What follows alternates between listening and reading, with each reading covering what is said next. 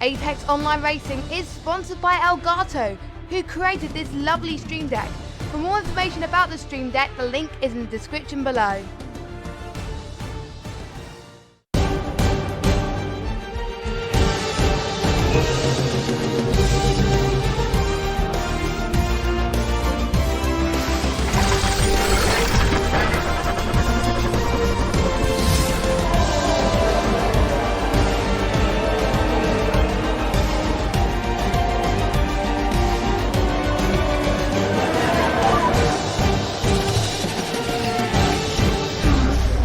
Good afternoon, ladies and gentlemen, mothers, fathers, daughters, sons, brothers and sisters. This is the Apex Online Racing iRacing GTE League Season 7, Round number 9, here at Sebring. My name is King-Kodiak, and I'm not very well. I have got a bit of a cough.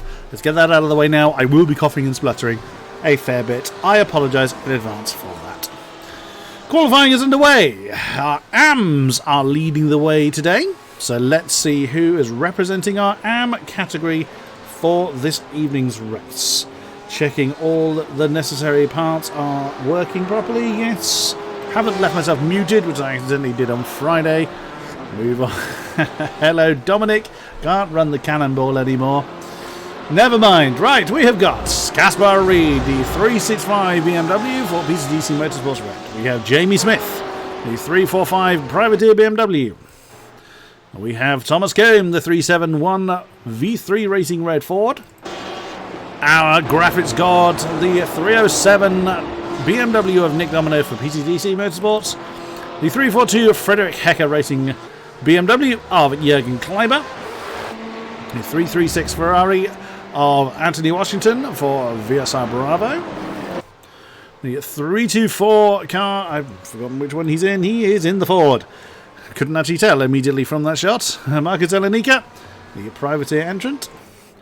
The 311 Alpine Stars Geodesic Racing BMW of Alex Duplessis. The 318 Lion Racing Porsche of Karen Van Eyck.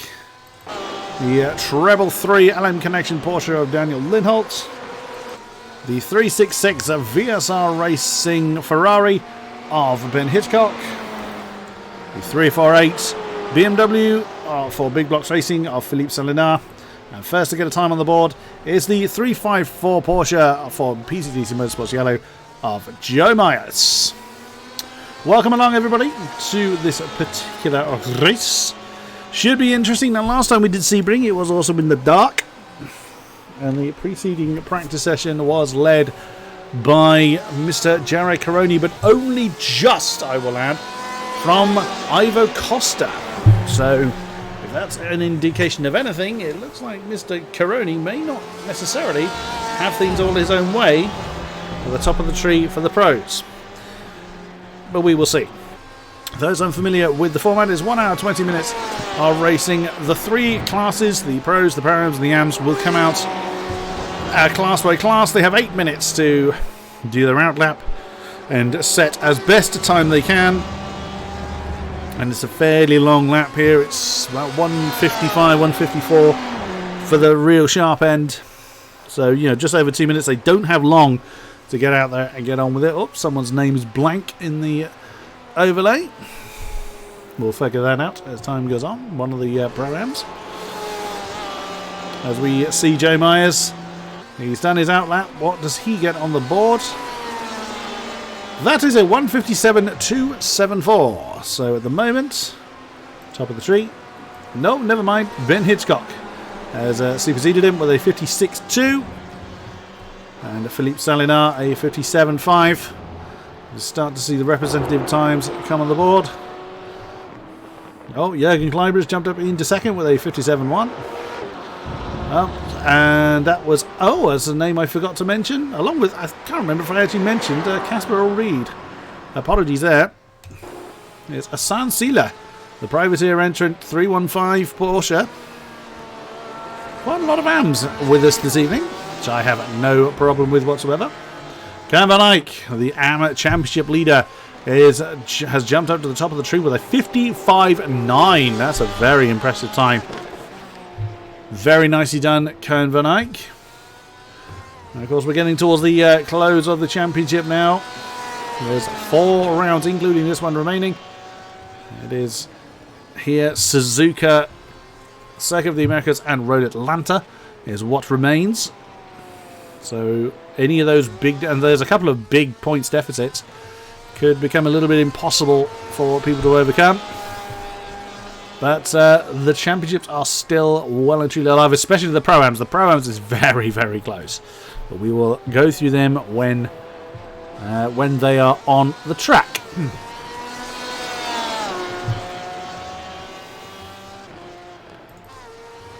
There's a Sun Sealer. Some names we don't get to see very often because they're reserve drivers for this league.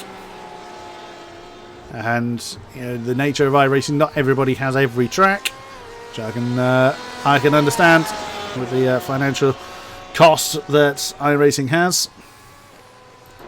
Oh, wow, Casper really struggled a little bit, it seems. He's invalidated his last effort, which was a 2:05. He's struggling somewhat in the PTDC Motorsports red BMW. Oh, Jamie Smith is back in the pits. Oh dear, he will not have time to come out and do any of these. So Jamie Smith will be starting from the back. Thomas Coombe yet to get a time on the board. There's a lot of AMs actually that still have yet to register a time. Now this track is bumpy, very, very bumpy. Philippe Salinar has returned to the pit lane. He will not improve from 56.8. He will start no higher than 5th in class. Cam Van Eyck is still going. There's Ben Hitchcock. Excuse me. I haven't even got my circuit map available for Sebring. That's very careless of me. Now Sebring I'm not overly familiar with, out of habit, so to speak. There's some tracks that we all know, and Ben Hitchcock's pulled over. He did not improve from 2nd in class. Nick Domino's up to 3rd with 56.3 for him on the board. Nicely done. And our Pro-Ams should be getting... Oh, no, sorry, it's our Pros that are coming out next. Ivor Costa is at the end of the pit lane, ready to go. Our Pros will be taking to the field next. Now, the AMs will be able to continue their laps if they've started them in time. They've got another 23 seconds to start their lap time. But they must not... Well, the Pros must not get in the way of anybody on a hot lap. Caspar Reed did not get a time on the board either. Oh dear. Anthony Washington still going. He hasn't registered a time either. But our Pros now getting fidgety. And they should be going now. The green light should be on for the Pros. Is that still Ivor Costa at the end of the pit lane? Oh, there he goes, I think. Oh no, it's one of the Porsches actually that's got him going. Oh no, now he's woken up. Now the Pros are going to be released. So it looks like Kern Van Eyck is going to take the Pro pole once again. He's coming around the final turn to complete his last lap. 56.4 does not improve. The 55.9 is a pretty damn good lap. Right, the Pros are now underway. Who have we got representing our Pro contingent? Ivor Costa for Black Eagle Racing, the 123 Ferrari. Roberti Edouard in the 161 Sim Racing Channel White Porsche. That's one of the geodesic Porsches getting out of the way. Nathan Parkinson for Alpine Stars at Geodesic Racing. He's in the Ferrari. Number 155. 188 is Timo Gorlick, also part of the Alpine Stars Geodesic squad. There he is in the Porsche. Dan Sasolski, also Alpine Stars Geodesic Porsche. Car number 1. Claudio Klima. It was probably the Porsche we saw just pulling over momentarily ago in the 110, also Alpine Stars Geodesic Racing. It's almost their own class. Matti Stiepeler for Glacier Racing, the 197 BMW. We'll see what he is able to get on the board. Not many of our Pros with us this eve. Mike Scapers has been sort of disconnected for a while in the V3 Racing 196, so he may well have had a problem. So we'll see if he is able to return to us. It'd be a shame if Mr. Scapers was not able to join in the festivities. Jared Caroni is also with us in the 113 Ferrari. Not on track, interestingly, so unless he's had a problem, which again would be a great shame In this case, let's ride on board with Ivo Costa. As Jared Caroni's not on track, I would have chosen him as he is the Pro Championship leader. Let's ride on board with race winner Ivo Costa. Over the line then and bouncing over to the right hand side. This is either is or was an airfield, so I'm not surprised it is as bumpy as you see.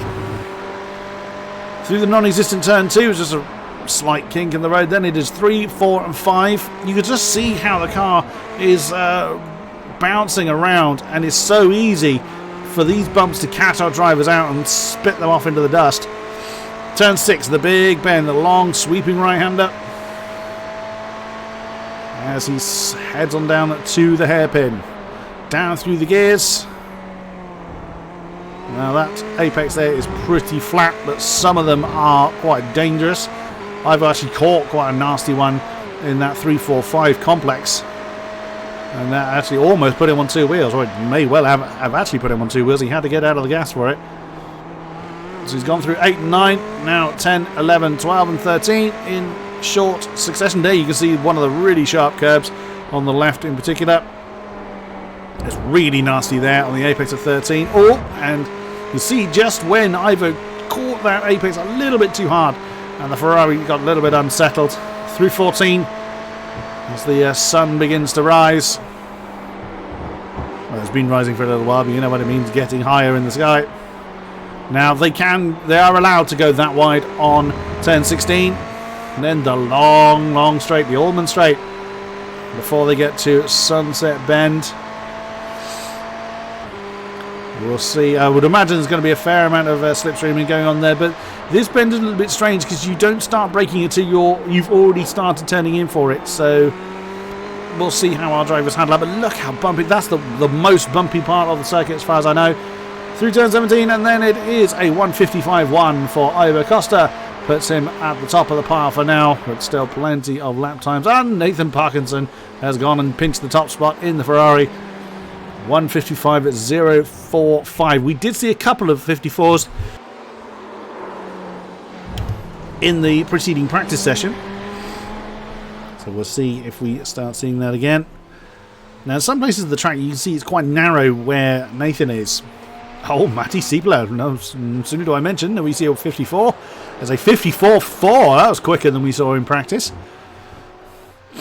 Now, Matty, we've only seen Matty a couple of times in this season. Let me just bring up what his previous results have been for Glacier Racing. Matty Siepler, where are you? Now, I know that he was with us in Phillip Island. Find his name. Of course I can't. Either way, we have seen him before, but sadly, a lot of people suffered the curse of Phillip Island, and unfortunately, Matty Siepler was one of them. Had a rather dramatic accident. Didn't see the flag, but leads the way in the pros.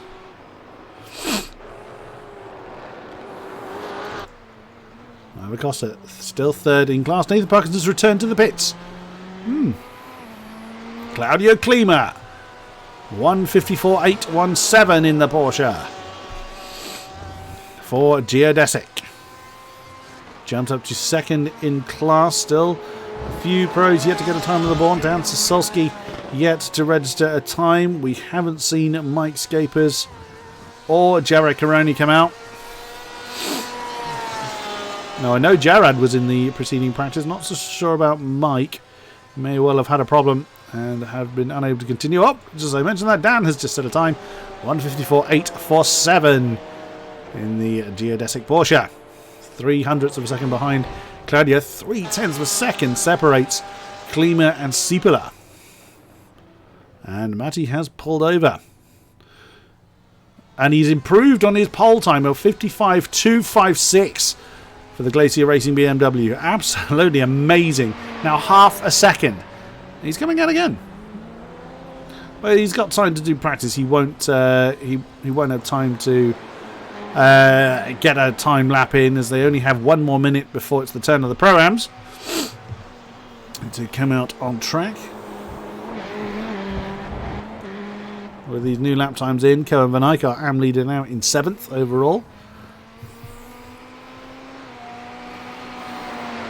Who should we have a look at? Unfortunately, as I don't have a co-commentator, I can't ask if either Mike or Jared are still in the session. Or whether they've had difficulty and have had to call it a day. Roberto Edouard in 11th at the moment with 56.4.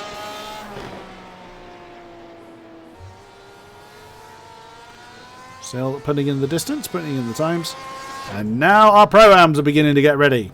15 more seconds before our biggest contingent comes out to play. Look at everybody at the end of the pit lane there. Look at that. That's going to get very, very busy. There you go.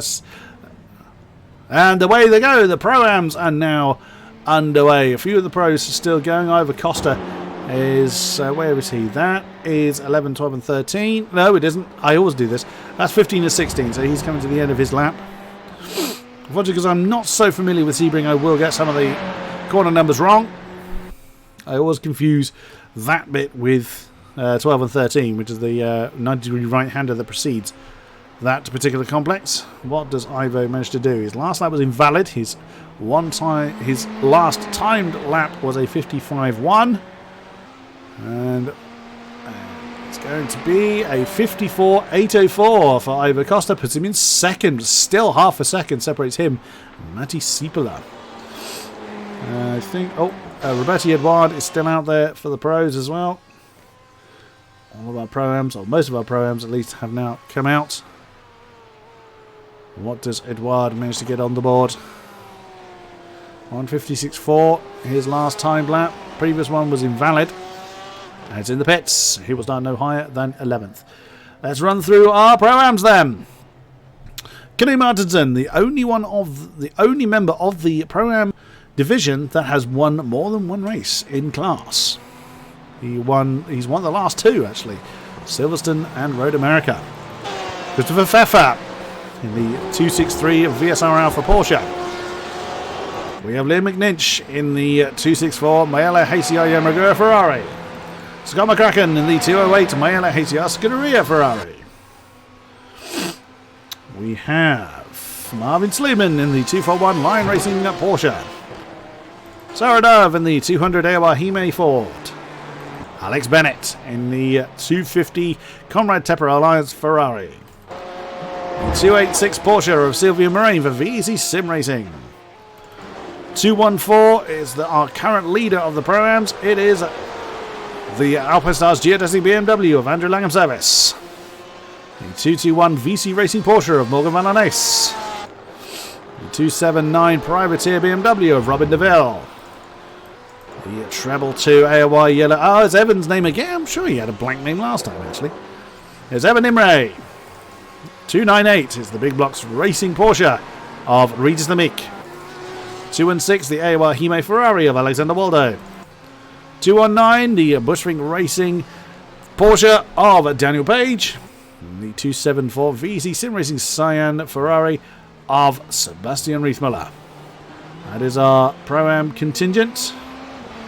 Who's near the end of their lap, I wonder? Which I didn't catch who came out first. And the Pro-Ams. Waiting for one of the Pro-Ams to get a time on the board. Most of them have done an outlap. Alex, I think, is coming to the end of his outlap. We'll see. Or he invalidated his outlap, which could also be the case. Oh no, I think Alex was actually very late leaving the pits. I think him and Kenny Martinson were quite late getting onto track. But what they've done is they've given themselves a whole bucket load of space. Yeah, that was his outlap for Alex Bennett. Oh, 299, the Phoenix Motorsports Porsche Ferrari rather, of Paolo Martins. Oh, another one, Rano Luke, the V3 Racing Gold Porsche. I think he's Porsche. He is indeed. Rano Luke is also with us. Are we seeing some times on the board for the Pro-Ams? Not yet. We're seeing the outlaps coming on. There's Riethmüller. Oh, as soon as I've said that, we're starting to see some times come on. Scott McCracken. Oh, that's one of the two of the Mayella Ferraris coming off the road. Scott McCracken currently leads away with a 55.326. 1/1000th of a second behind him is Daniel Page in the Bushwing Porsche. Nice. Once again, very, very close times. Andrew Langham Service currently third. He's come back to the pits and he's coming out once again. Morgan Valanace is fourth at the moment. 10th overall. And Liam McNinch 155.8. So the top 5 of the Pro-Am separated by half a second or so. Oh, Robin DeVille has just taken... I was just thinking, I'm sure there was a change of time just there. Robin DeVille has just taken the top spot by 3/1000ths of a second. So 4/1000ths of a second separates the top 3 in class at the moment. DeVille now leading the way. V279 BMW at 55.323. Nicely done. Who hasn't got a time on the board? Rano Luke is not moving. Has got time to do something about it. Luke Martinson again has had trouble. He hasn't got long to get a time on the board. If he wants to continue his winning streak, he's going to have to get on with it. Where is Paolo Martins? That's the hairpin. So now it's turn 7. That kind of chicane complex is just referred to as turn 7. Then 8 and 9. We've got about half a lap still to do. Let's see, where's Alex Bennett? He's just behind him on the road. Evan Imray? He's just coming up to that very same part. Who else can we have a look at who hasn't put a time on the board? And nope, that's a lagging Evan. Sarah Dove's got a time on the board of 1:56.252. Just about to come around to complete another lap. Chasing Alexander Waldo. The AOR Hime cars. Distinctive Pebble with a 55.8. That's going to put her up to 13th overall. And that is 6th in class. Mohamed Sluman's just invalidated his lap. Doesn't have long, only 1.5 minutes. He'll have time to complete the lap. If you've started the lap, you may complete it. Oh, several invalid laps actually. McCracken, Langham Service and Liam McNinch all come over the line with an invalid lap. So whether they're just trying to... well, you can't really shortcut this track, so don't know what's happened there. Pfeffer is still without a time on the board in the Pro-Am category, along with Alex Bennett and Evan Imray. So difficult times for them. Canute doesn't have a representative time on the board. And this is an outlap. He will get to the end of it, but... oh, new pole time! Daniel Page, 1:55.029.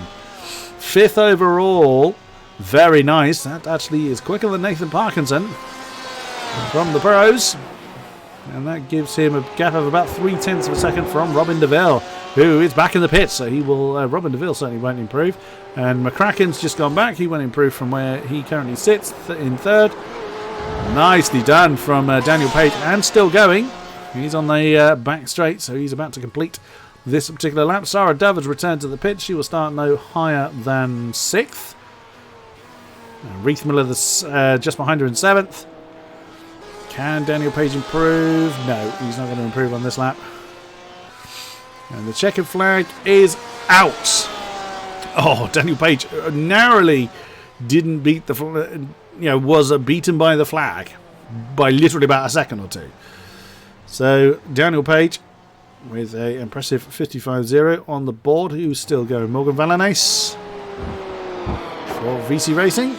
He is coming to turns of 15 and 16. Daniel Page is the top of the program. Robert DeVille 2, Scott McCracken 3, Langham Service 4, Liam McNinch in 5th position. He's just set that time and gone back to the pits. What can Morgan Valanace do? Into Sunset Bend, turn 17. Long, bumpy and treacherous. Turn 17, no improvement for Morgan Valanace. Paolo Martins, well, he's just crossed the line, so he will not improve. He can carry on going until the session ends, but he will not be able to set a new lap. So he will start in 21st overall. Knut Martinsson just coming to the end of his lap. What can he do? He's only got a 2:12 on the board, which I think it's fair to say is quite some way off the top. Well, there it is, 17.8 seconds off of the pole time. What can Knut do? That's a 55.255. Where does that put him? That is 9th overall and 3rd in class. Nicely done. It's 700ths of a second behind Alex Bennett. Nice effort there from Knut, and that is everybody. So let's have a look at how our grid stands. It is Matti Sieppela in the BMW for Glacier Racing that takes the top spot alongside Ivor Costa. Then it is Klima, Sasolski, Page, Parkinson, Bennett, Gorlick, Martinson, DeVille, McCracken, Langham Service, McNinch, Valanes, Dove, Pfeffer, Riethmuller, Van Eyck holding on to that. Only 1.6 seconds off the pole, and with a lap time this long, that is not bad whatsoever. Moraine, Lemique, Sluman, Imre, Martins, Hitchcock, Lindholt, Domino, Baldo, Edouard, Kleiber, Duplessis, Sila, Selenar, Myers, Zelenika, Washington, Allreed. Those that didn't set a time were Allreed, Scaper. We didn't see Mike at all, so hopefully he's able to rejoin us. Smith, Coombe, Salo Christensen, Caroni. Again, we saw him in practice, but didn't see him in the qualifying. Chris Yardley has joined us in the grinning Ford, and Rado Luke at the tail of the field. Right then, let's get the... Where's the blimp? That's right over Scott McCracken. But they haven't started gridding up yet. It's actually, the qualifying session hasn't officially ended. So, let's have a look at our championships. Victor Matios very much leading the way in the AM class. Hitchcock is 72 points adrift from Mr. Matios, then Lindholt, Fletcher, Van Eyck. So, you know, with Cohen's very good form at the moment, he could well close that. I mean, that's not insurmountable, but it needs some luck in there to overcome 81 points. Then Coombe, Domino, Zelenika, Kleiber, and Yardley. This is our Pro-Ams. It's been close all season long, and as mentioned, Knut Martinsson is the only Pro-Am to have 2 wins, and he's done it on the bounce. As mentioned, the last 2 rounds, he has won in the Pro-Ams. He's been chased home on both occasions, but very, very close. Bearing in mind, there's 72 points separated first and second in the AMs. That takes you first to 9th in the Pro-Am. So Langham Service has been slowly extending his lead, but Alex Bennett jumped up into second last round, I believe. And then it is Murray, Martinson, McCracken, Dove, Page, Gibbons, sadly not in the league anymore, Imre and DeVille. In the pros, of course, it's Jared Caroni, but if Jared is not with us, if he's had a problem or is starting from the back, then that lead could well be very heavily impacted from particularly Claudio Klima. Scapers seems not to be with us as well, or has had trouble, still hasn't joined the session, so we may not have Mike Scapers either. And then Sasolski, Holstein, Drexler, Gaidemeyer, Costa, Marinsky and Gorlick. Several of those names not with us this evening. In the team, Satellite Racing still leading the way. Comrade second, then 2 of the Alpine Stars Geodesic squads, Gold and Black. Then V3, Mayella, HTS Scuderia, then Huber Racing Esports. The 3rd Alpine Stars Geodesic squad of White in 8th, then Black Eagle Racing, which is just Ivor Costa, and Comrade Tepper, which is just Alex Bennett, I believe. Right, everybody is gridding up, as you can see. Who have we not got? Well, Mike Scapers has not returned. Matthias Salo Christensen hasn't either. And neither has Rano Luke. So, oh dear. Trouble for them. Looks like it's going to be a full lap behind the safety car. Which is fine. Not really anything we can do about it. Away goes the safety car then. No one's moving. You can't race the safety car. No one's moved. Has Matti Sieppela fallen asleep? Oh, there he goes. Why is he giving the safety car such a big gap, I wonder? How peculiar. Well, they're underway. Oh dear, Mike Scapers has had hardware issue with his brake. He doesn't need a brake pedal. So yeah, Mike Scapers has not returned to us. Matthias Salo Christensen has not. A great shame. Did Jerry? Yes, Jared Caroni did. He's right the way towards the back of the field. So he's going to have... I mean, he has done things like spin, like he did at Daytona. He span out the pit lane and still managed to win. Rano Luke will start for the pit lane. And yes, indeed, Rano Luke is in the session. So he will, 4v3, be starting from there. So we have not got Matteo Salo Christensen or Mike Scapers in the session. A great shame. So then, the field being led around.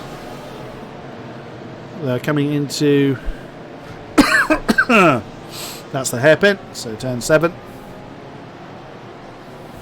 Interesting tactic there from Matis Tipolet, just giving the pace car a big amount of space. Maybe he felt it was easier to warm his tyres up like that. Who knows? Welcome to everybody in the chat. You are always welcome. As I apologise for the fact that I am snivelling and coughing away. As I am not particularly well today. But that's not going to stop me from commentating one of my favourite leagues here at AOR, the GTEs. Coming through towards turn 13 now.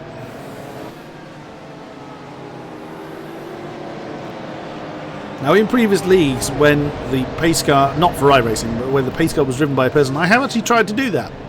And embarrassingly, I've fallen off the track whilst being the pace car as well. That's why I choose to be in the commentary box. Although I will be doing some league racing, a little bit of league racing for AOR. Again, not in iRacing. I will be attempting to turn some wheels and hopefully not kill anybody. For the GT3 Filler League over in Project Cars 2. I was wondering when someone would ask this, where's Stevie been for the past few weeks? Stevie has stepped down. I mourn his loss in the commentary box.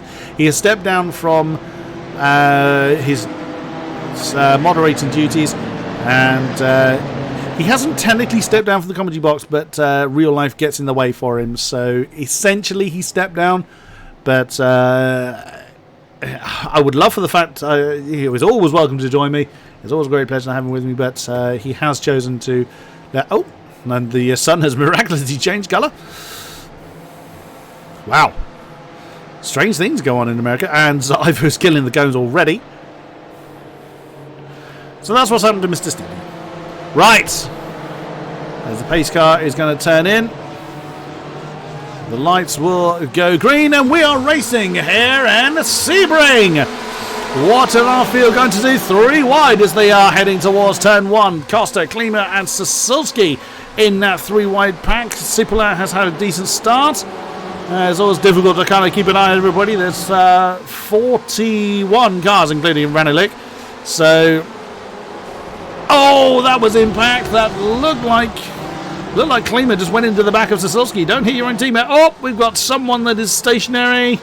Oh, several people stationed. Oh my goodness, that's Reed Slamig, Anthony Washington and Jamie Smith involved in that particular scuffle. So, disaster already befalling some of our drivers. Look at this. Oh my goodness, Alex Duplessis had trouble. He's slow at that stage of the race.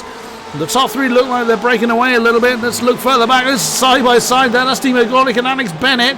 No, sorry, it's Robin DeVille and Alex Bennett. That is for second in the Pro-Ams. The Pro-Am leader is right there. Is Daniel Page.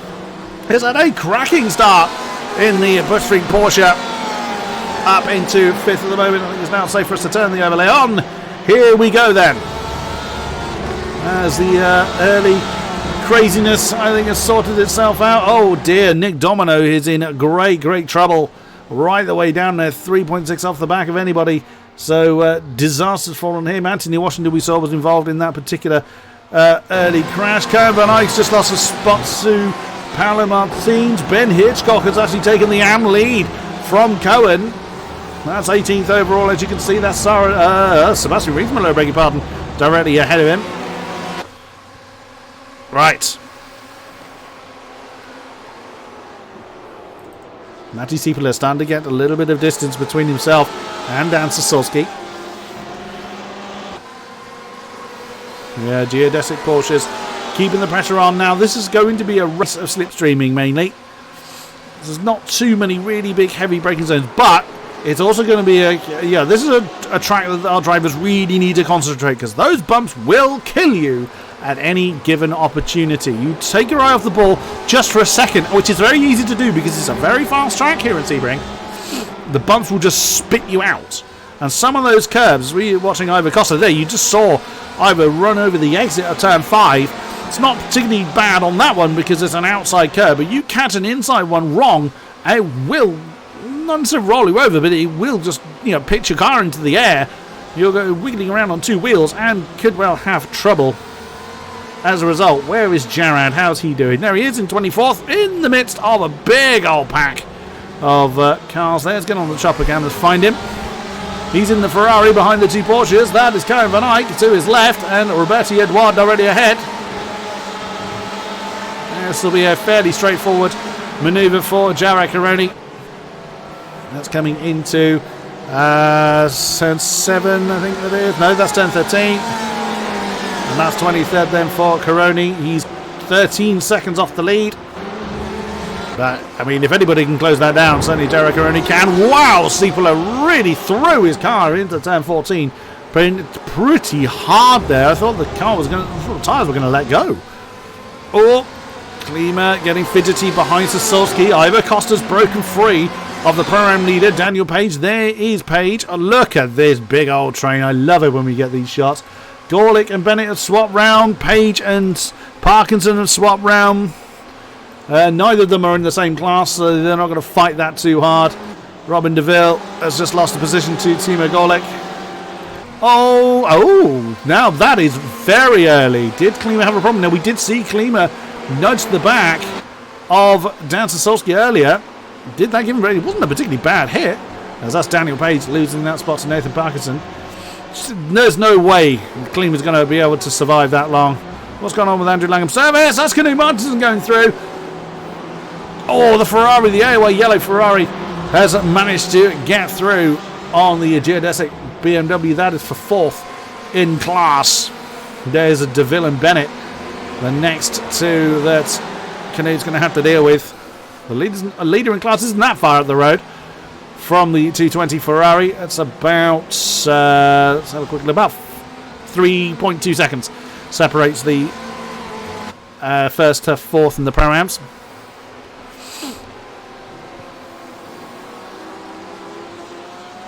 So, Dan Sosowski then, without pressure from Claudio Klima. They don't have racing orders in geodesic. The teams don't tend to have racing orders at all. But I would imagine that Claudio Klima wouldn't have put too much pressure on Sosowski. Indeed, I would have expected them to work together to try and keep in touch with Matti Tiepler. But new fastest lap of the race by the BMW, 155.3. Wow, bearing in mind the car's heavy, that's an impressive qualifying lap. Mind you, Matti Tiepler was a full second faster than that in qualifying. Ivor Costa in 3rd. Parkinson 4th. Daniel Page leads the Pro-Ams with Timo Gorlick right on his tail. We get to the chopper cam. Actually, where's the blimp? Oh, that's a decent shot from the blimp, actually. So, oh, wow, that was DeVille getting very, very close to the back of Alex Bennett there. That's the view from the nose of the 279 BMW. That's 3rd in the Pro-Ams. We look back. There is Knut Martinsen, 1.5 behind him. Quite a few people with a fair few incident points for this stage in the race. There's actually not many that do not have penalties at all. We've lost 2 from the race already, besides Mike Scapers and Matthias Sala Christensen. That is Nicholas Domino and Anthony Washington. Oh dear, oh dear. Trouble for our arts. The man responsible for all of our artistry is Nick Domino, and sadly he is out of the race. Oh, Gorlick is getting close to Daniel Page. That's not a... They're not in the same class. There's not really a particular fight that Daniel Page needs to get involved with. Ben Hitchcock's just lost a spot to Evan Imre. BMW getting through on the VSR Racing Alpha Ferrari. That is the AM leader. It looks like he's going to have a crack at Evan Imre again. He's perfectly entitled to. Nothing actually stops people of different classes racing against one another. They don't necessarily gain a lot as far as the individual class championships are concerned. but there is a team championship that works over the overall positions. So there's still some worth in having the fight, but it also kind of proves their worth for when the classes are re-evaluated for the next season. Yes, the championship position is taken into consideration, but racecraft is also something that is dealt with. There's Jared Caroni on the back of Paolo Martins. Jared, starting way down the order, is now up to 20th. He's already usurped half the field in the first few laps, but he's losing time against the leaders. Wow, was that Scott McCracken we just saw? It was. That was Scott McCracken on the back of Andrew Langham's service with Morgan Valanace and Liam McNinch and Christopher Pfeffer and Sarah Dove and Sebastian Reithmiller. They are all Pro-Ams. That is 5th, 6th, 7th, 8th, 9th, 10th, 11th in that big old train. All of them are for class position. Oh, Paolo Martins has just lost that spot to Jared Caroni. Didn't fight that one. You can see how wide Paolo Martins was. You realistically know who you're in a fight with, and I mean no disrespect to Paolo Martins, but Jared Caroni leading the Pro Championship by such a significant margin, you got to be brave to have a fight with him. Oh, and he's having a go at Ben Hitchcock as well, the AM leader. Jared wanting to lose as little time as possible, fighting his way through the field, and that is 18th for, I beg your pardon, that's 19th for Caroni. And his next victim will be, well, my numbers are telling me I'm losing my mind. I know I'm not feeling very well, but I was convinced that Jared just passed Ben Hitchcock. There was Paolo Martins he just passed, and oh, there he goes. Yeah, you could see that Hitchcock wasn't interested in that one. Oh, trouble for Robati Edouard. What has happened there? The 161 Porsche. There we go. That's exactly what I was talking about. That was just the car getting unsettled on the bumps. Look at the lead that Matti Siepela has. 2.3 seconds over Dan Sasolski, and his fastest lap so far is a 1:55.1. Wow, that is such an incredible gap that he's built up for himself already. Sasolski 2, Costa 3. Oh, Paolo Martins is in trouble. What's he done? He's got to slow down because he's overcooked it coming into the Le Mans turn. Wow, did he go very wide there. And there he goes. He's going to wander a bit off the track. And that's going to give him a slowdown. Flash of the lights. Yeah. Slowdown warning for Paolo Martins. And that drops him down to 24th. Oh, that's Valanace and McCracken side by side coming into turn 1. Valanace has lost out on that one, but right behind him is Liam McNinch. That's a fantastic fight right there for the Pro-Am class. Andrew Langham's service is beginning to break away from it. It's about 9/10 between the BMW and the Ferrari, as you can see. But, despite the fact that it's mainly a slipstreaming track, or I would class it as a slipstreaming track, there's a lot of fighting going on, which I am more than happy about. DeVille on the back of Bennett. That is for second in the Pro-Ams. 2 cars up the road, you can see in the Butchfink Porsche of Daniel Page is leading the Pro-Ams. Caroni has dispatched of another one. He's nailed Evan Imre. Oh, Sylvian Moraine and Alexander Waldo side by side. That is for 22nd. And right behind them, Martins and Casper Ulreed. And also Marcus Alenica. Oh, what's happened to go? Whoa, that's a big old incident between Karen Van Eyck and Ben Hitchcock. What on earth happened here? Side by side. Oh dear. And then still further fighting between the two. Oh, there's Alexander Waldo trying to part the waves. Doesn't commit to it. Then gets a kick up the backside from, I think that's Paolo Martins. Oh my goodness me. That got quite ugly.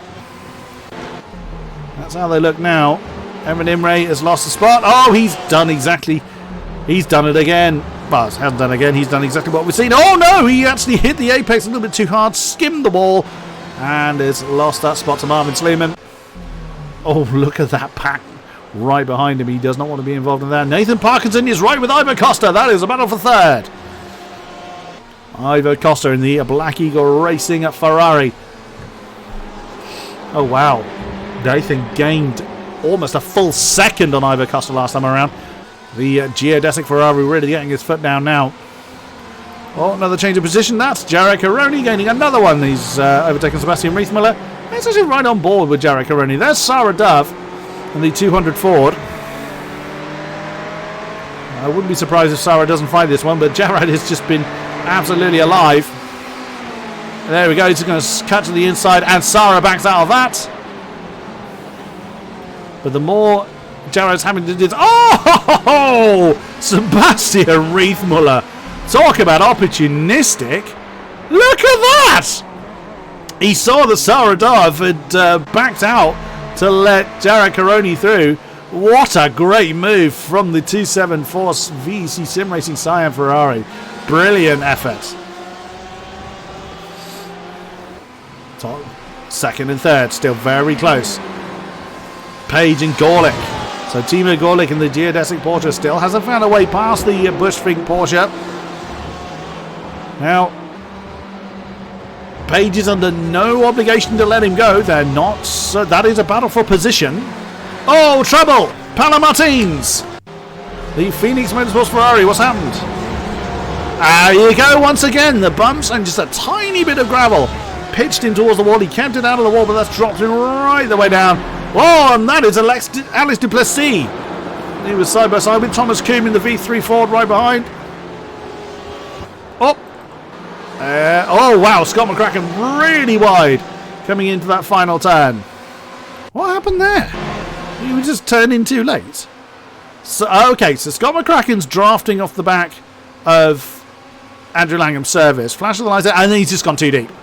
Killed a few cones, and yeah, it just takes so long to recover. But Scott McCracken right back on Andrew Langham's service case. Right behind him, Morgan Valanace and Liam McNinch. That is fourth, I think. 1, 2, 3, 4, fifth in the Pro-Ams. DeVille still right with Bennett for second in the Pro-Ams. Timo Gorlick still right with Daniel Page. Nathan Parkinson hasn't quite closed back in on Ivor Costa. Oh, Andrew Langham's service has had trouble. What's happened here down at the hairpin? Oh, that's McCracken has done the inside manoeuvre on Langham's service. But they're so close together. That's Morgan Valanace that's taken advantage of that in the Porsche. Still side by side. Now they've actually passed again.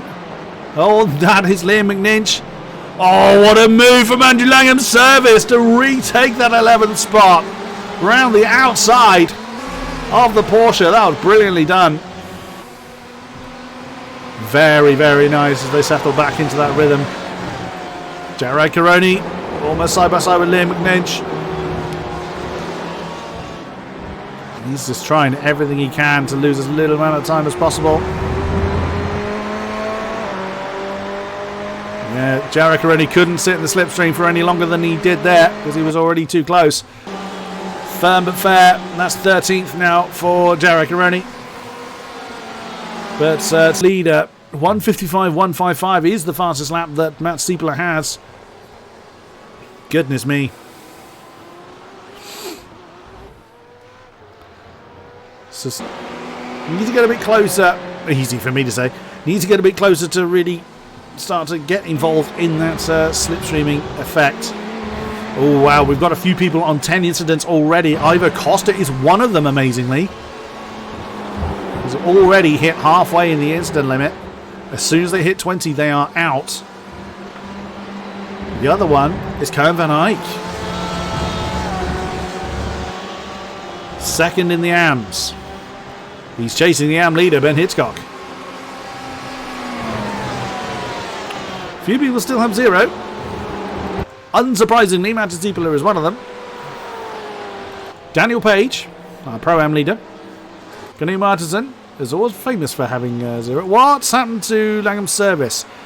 He's been slipstreamed along that back straight. Morgan Valanace has gone through. Caroni's going to do the same. And Andrew Langham's service should be able to keep Liam McNinch behind him. And that is 12th for Jarek Aroni now. Who else is on 0? Marco Zelenica in the Castrol coloured Ford. Joe Myers, reserve driver for this race, who incidentally is trying his hand at commentary for the ACC, the Assetto Corsa Competizione League that happens tomorrow. And Renault Luke, who started from the pit lane. He's a lap down from the leaders, but he's just kind of making up the numbers now, unfortunately. He's a long way. That's actually the next person down the road. Oh, never mind about that. Joe Myers, I've commentated, cursed him. I am so sorry, Joe. Oh, he locked the rear brakes coming into turn 3. He's still stationary. He's got no choice. He's got to be very careful about how he rejoins. Should be able to just about get going again. That's Joe Myers now down to 37th. Paolo Martins trying to recover some lost time. He's gone past Alex Duplessis for 28th. So many close battles going on. See, Timo Gorlick, I'm not convinced Timo really should be sitting behind Daniel Page, if that's what he's opting to do, because those ahead of him are lapping 3 to 4 tenths quicker. And there he goes. He's had enough of being behind the Bushwick Porsche. There's another slipstream going on at the back of that. That is Caroni going up to 11th, ahead of Morgan Valanace. Next down the road is Scott McCracken. So finally, Timo Gorlick up into 5th position. But Daniel Page could easily attack back. As mentioned before, he's perfectly entitled to. You are allowed to race those of a different class. You are also allowed to overtake someone that's lapped you, if you can get away from them and not hold them up. Canoe Martinson is closing in slowly but surely on Alex Bennett. So that's the podium for the Pro-Ams.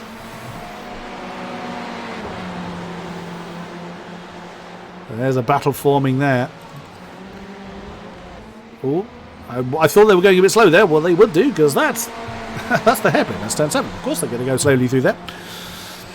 And Parkinson keeping the pressure on Ivor Costa. Matty Siepler now leads by 5.7 seconds. He hasn't got anyone to worry about. And as such, we probably won't be looking at him a great deal, because he is far and away ahead of everybody else.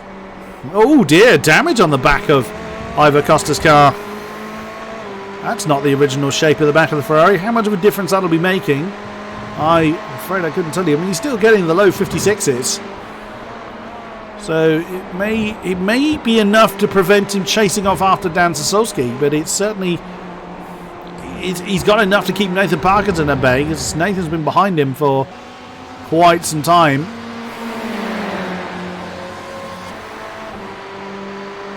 And Nathan's not backing off there. Is he going to have a big old lunge into... No, Ivor Costa was not having any of that. Slammed the door shut before Parkinson could fly through on the inside of Sunset Bend. Oh, that's very close. Oh, McCracken and Caroni have now swapped round, doing exactly the same thing as I thought Parkinson was going to do. So Jarrett Caroni. Oh, Sylvie Moraine and Casper Reed have swapped round.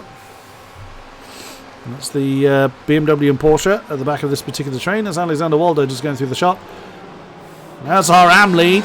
Ben Hitchcock and Cohen Van Eyck. Cohen really keeping the pressure very much on for Hitchcock now. I can't imagine they're going to be working together. Look how defensive the Ferrari went into turn 1. That's going to compromise his entrance into that. It's a pretty fast right-hander. Right-hander? Let's try it again. It's a left-hander. Now turn 3. Waldo right behind them.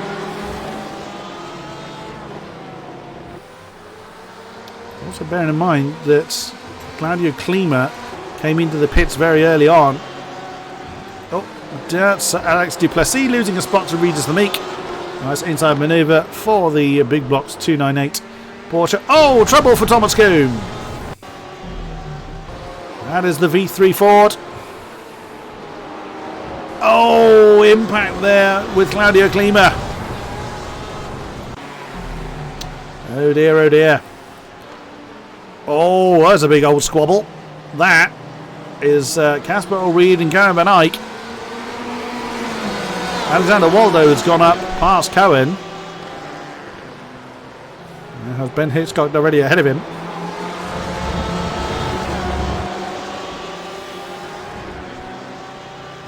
I do try and keep an eye on the entire field, but there's a lot of people still going. Oh, that's Alex Duplessis had another problem. That's Jurgen Kleiber has gone through. He's now down to 31st position. And still Daniel Page, he's remained behind Gorlick. But DeVille has broken free of Bennett. That's now 8/10 between the two. And there is Knut Martinsson. Oh, another change of position. Evan Imre, Marvin Sluman. I'm assuming... Ah, no, Marvin had... Oh, yeah, well, yeah, he definitely had trouble. Oh, wow, that is Sebastian Riethmüller. The VEC Ferrari, I think. Nice save from the wall. Bit of an unusual incident there. And that's going to be an easy pass for Evan Imre. What's happened with Chris Yardley and Paolo Martins? Paolo in the Phoenix Motorsports BMW has gotten ahead of the grinning Ford. I can't help but look at that. That's such a great livery. It's been one of my favourite liveries all season. Saradov and Sebastian Riethmüller. Side by side, the VEC Ferrari challenging the AOR Ford for 16th. Oh, it looked like Saradov was going to try and have an immediate attack back again. Oh, someone's kicked up a bit of dust. And Casper Reed is lost a spot to Sylvian Moraine, with Cohen Van Eyck already ahead of them. Now that's not ideal for Cohen. He's now got someone in between him and the AM leader of Ben Hitchcock. So Cohen's lost time in that squabble somewhere.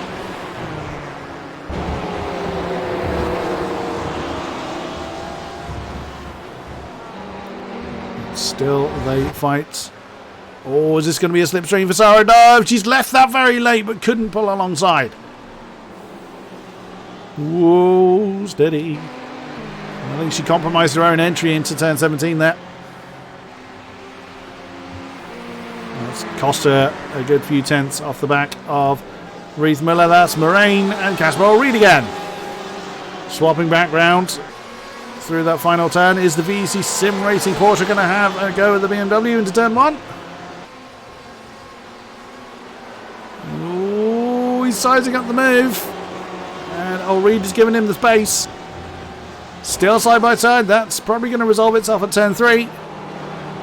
Oh, brilliantly defended by Casper Reed. Ah, he's defended it. Well played. I thought he was going to lose that. Very nicely done. Let's have a look at our... That's our Pro-Am leader, Daniel Page. We haven't looked at him for a little while. Alex Bennett is closed back in on Robin DeVille. There's Knut Martinsson, 4th in class. Now really what Knut needs is these two to slow each other down by having a good old scrap again. The one thing Knut doesn't have is any kind of slipstream at all. They're lapping, you know, low 56s at the moment. 56.3 for DeVille, 56.1 for Bennett, 56.2 for Knut Martinsson.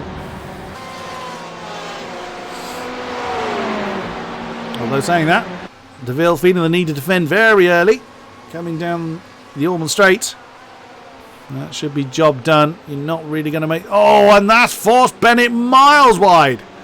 More cones have died this day. Mourn the cones. Well, Alex Bennett flashing his lights in frustration at DeVille, but I don't reckon Robin DeVille really did anything wrong there.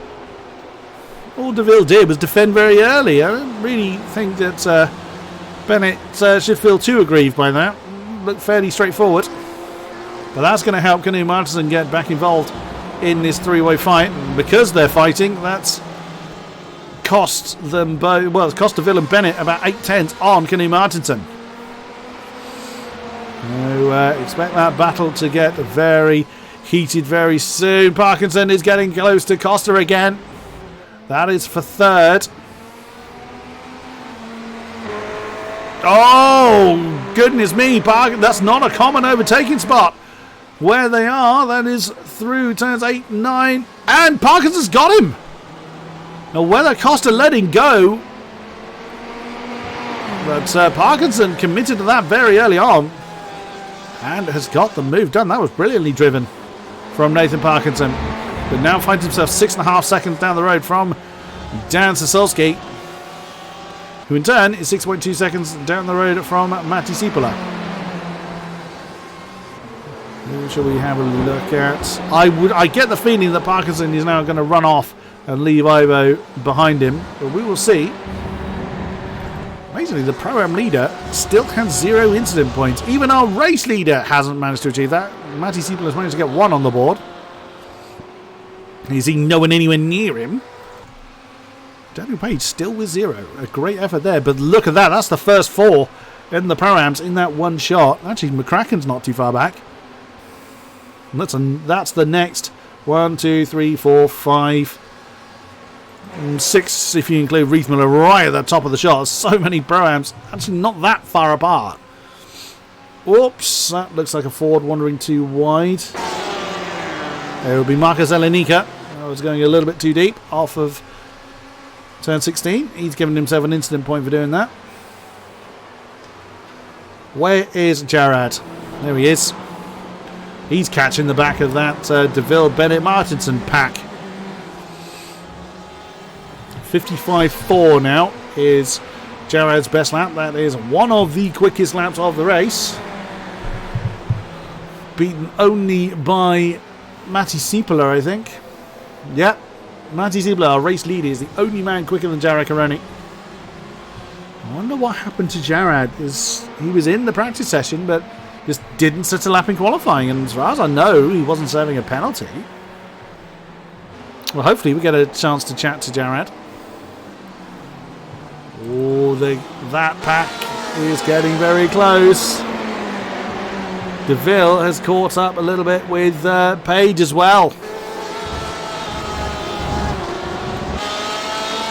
That pack has been behind him by about 2 seconds for ages. It's now less than a second. Is this DeVille trying to get away from Bennett? And has the natural side effect of closing in on Page? I don't think it is. I think Page has just struggled a little bit in these last few laps. But the Pro-Ams are going to get very, very intense, I think, very soon.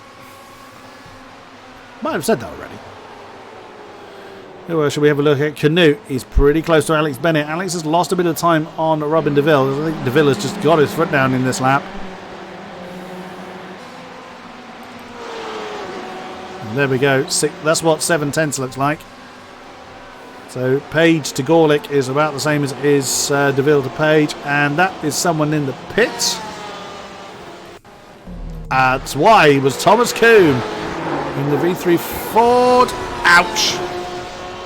That's and then just didn't brake. Used the wall to stop himself. We have our next retirement. That is Thomas Coombe. He is out of the race. We've also lost Anthony Washington. Anthony Washington did come back on track, but that seems to be the end of his race, and that is DeVille on pace. That's the Pro-Am lead that is now really being hotly contested. Absolutely fantastic stuff. DeVille seems to have chosen this moment, and we're not at halfway yet, so I wonder why whether he's chosen to now, whether he's just managed to shake Alex Bennett off, or has Page got a problem? Has he picked up damage somewhere? As far as I know, Sebring doesn't have the kind of phantom damage problem that we see in some tracks. But Page seems to have really lost pace. Wow, DeVille with a 55.974. That's his best lap of the race so far. And he closed in 1.4 seconds on Page in the last lap alone. That's how those two have gotten suddenly close together. I would think that Page has maybe made a mistake somewhere. He's still on 0 incident points. Worth noting for Daniel Page. going to be interesting to see what Page does, because DeVille doesn't look like he's interested in staying behind the Porsche. Of course, the more they scrap, the more these two are going to get involved. We will see. Well, my prediction about Nathan Parkinson leaving Ivor Costa behind hasn't come to fruition. Ivor was quicker than Nathan Parkinson last lap. It's close. That's Jared Caroni right behind them. So once again, Jared still working his way through the field. Still going to be on for a decent finish, in fairness, but oh, what might have been if he'd been able to start where he should have started. Actually, Matty Siepler, even, Jared's had some clean air for a while, and still Matty Siepler's had the pace advantage. Immediately, Matty Siepler's been in clean air all race long. Is still no one anywhere near him. The next car down the road is going to be Rano Luke, I think. Rano Luke is a minute and a half behind Daniel Lindholt. Oh dear, that's a reshapen rear wing for the LM Connection Porsche. Oh, DeVille! Very close to Daniel Page now. That's another half a second that Page lost to the BMW last time around. Very, very close as they come through the 15-16 complex. DeVille going for a wider line through turn 16. He wants to get on the Porsche's case. But of course, Daniel Page is slipstreaming off of Timo Gorlick, so I think DeVille is going to have to force an error. Now, I wouldn't be at all surprised if Canute let Jared go. Most people have kind of jumped out of Jared Caroni's way. Oh, that's Robert DeVille!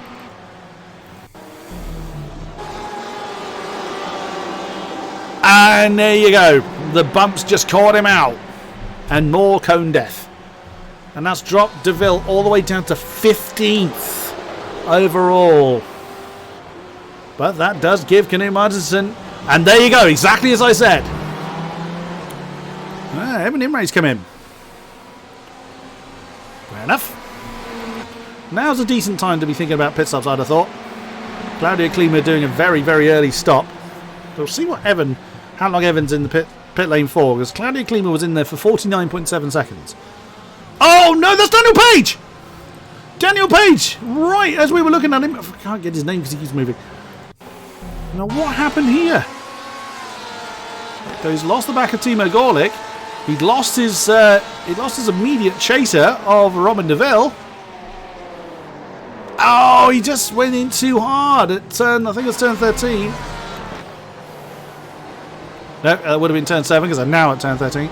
So that puts Page all the way down there in 13th. Oh, it's another spinner. It's Alexander Waldo. So Waldo's been in this great big pack for a while. Ah, he locked his rear brakes. Oh. That's kind of, please stop, no one kill me, please. And let's drop Waldo to the back of that particular pack, now in 24th. Not been an ideal race for him.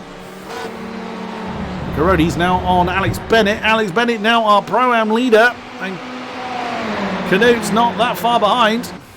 But I bet Canute wanted to stay closer to Jared. And Jared's going to commit to that inside manoeuvre. That is 6th position for our championship leader. And that, of course, forces Alex a little bit wide. That's going to help Canute get involved in that particular battle. So I think I'm right in saying that with the exception of Roberto Edouard and Claudio Klima, Jared is now on the back of the pros as Daniel Page brings his car in. Oh, that's a scrap. That is Sebastian Reithmiller on the back of Sarah Dove. We see Ferrari not able to get past. They've been scrapping for a while, those two. Another one in. Alexander Waldo after his spin. Let's see, what did Evan... Where's Evan? Now, Evan was in the pits for 45 seconds. So he may have had a problem. Claudio Klima in for 49. I'm just curious on why Claudio pitted so early. Surely he's going to have to come in again. Oh, Canute's getting very close. Alex pretty much is out of slipstream range from Jared already.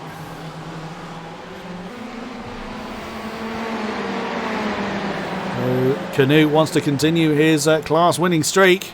He's right on the verge of doing it as well. Not taking anything away from Alex Bennett. He's proven very, very quick. He's beaten, he's beaten the pros drivers in a few times in this season. I always think they throw their cars into that 10-15. Jamie Smith is out. What has happened to him? What's happened to the 345 car?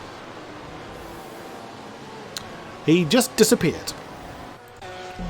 Well, Jamie Smith didn't want to play anymore. That's another victim of this race. Costa is now 1.4 off the back of Parkinson, so now he's starting to lose the pace off the back of the geodesic Ferrari. Where is Bennett and Martinson? There they are. So Jared Caroni continues his very impressive pace. He finds himself 26 seconds off the lead. There's another one in the pits. That's Christopher Pfeffer for VSR Alpha, the 263 Porsche.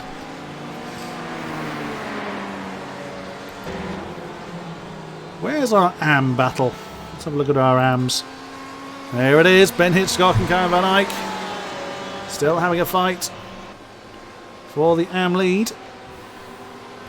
Having several people come in now. Casper Allreed and Roberti Edouard have brought their cars into the... Whoops! That's surprisingly easy to do. What you just saw there from Casper Allreed. It's unfortunate we were pointing the camera right at you when you did it. I've seen that many, many times. Now, I don't race in iRacing. I'm a poor man, so I can't afford it. Oh, Caroni! I thought I heard someone's tyres beginning to let go. He threw the car in too hard. And around he goes. It's one of those really slow, awkward spins that feels just horrible. Okay. So who shall we have a look at? Liam McNinch off the back.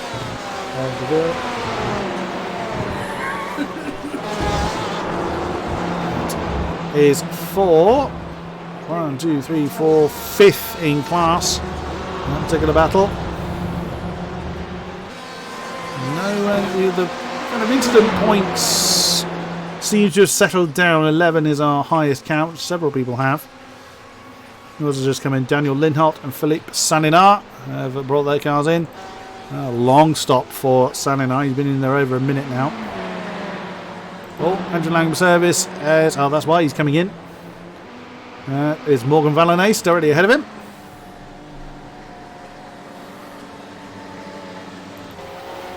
And still no movement from these two.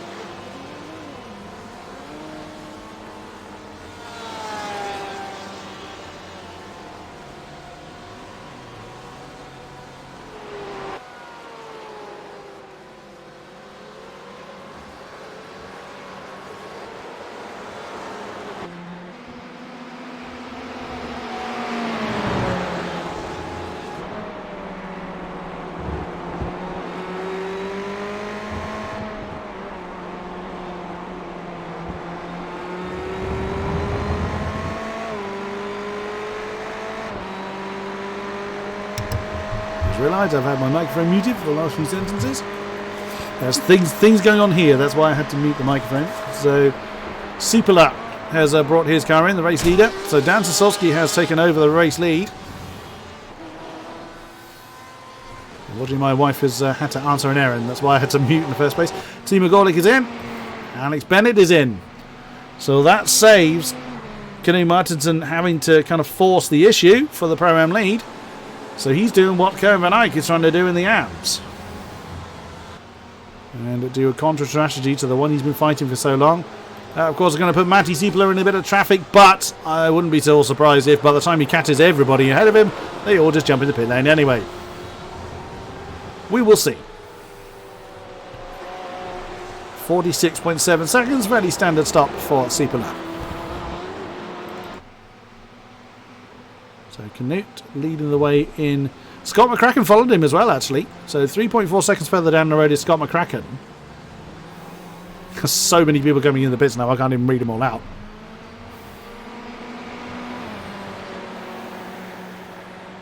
So most people have been in now, with the exception of Alex Duplessis, Joe Myers. Our top 7 to Sosowski, Parkinson, Costa, Martinson, McCracken, Caroni and McNinch, along with Saradav, Kovanite and Sylvia Moraine. Those are the ones that have yet to see the pit lane. So let's see what everybody does. Oh, did Dan have a problem then? Oh my goodness, I'd say he did.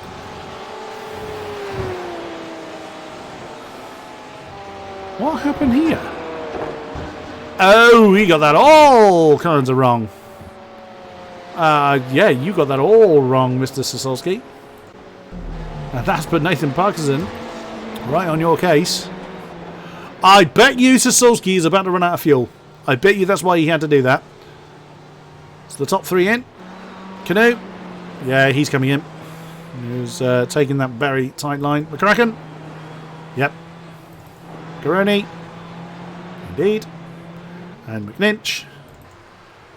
Saradav.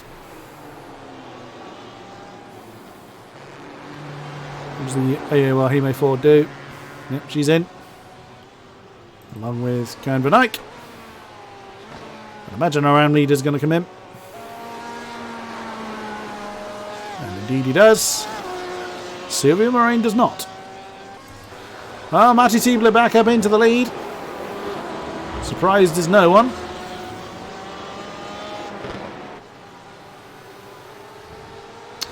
Oh, Jamie Smith had a power cut. That would explain why you disappeared very suddenly, sir.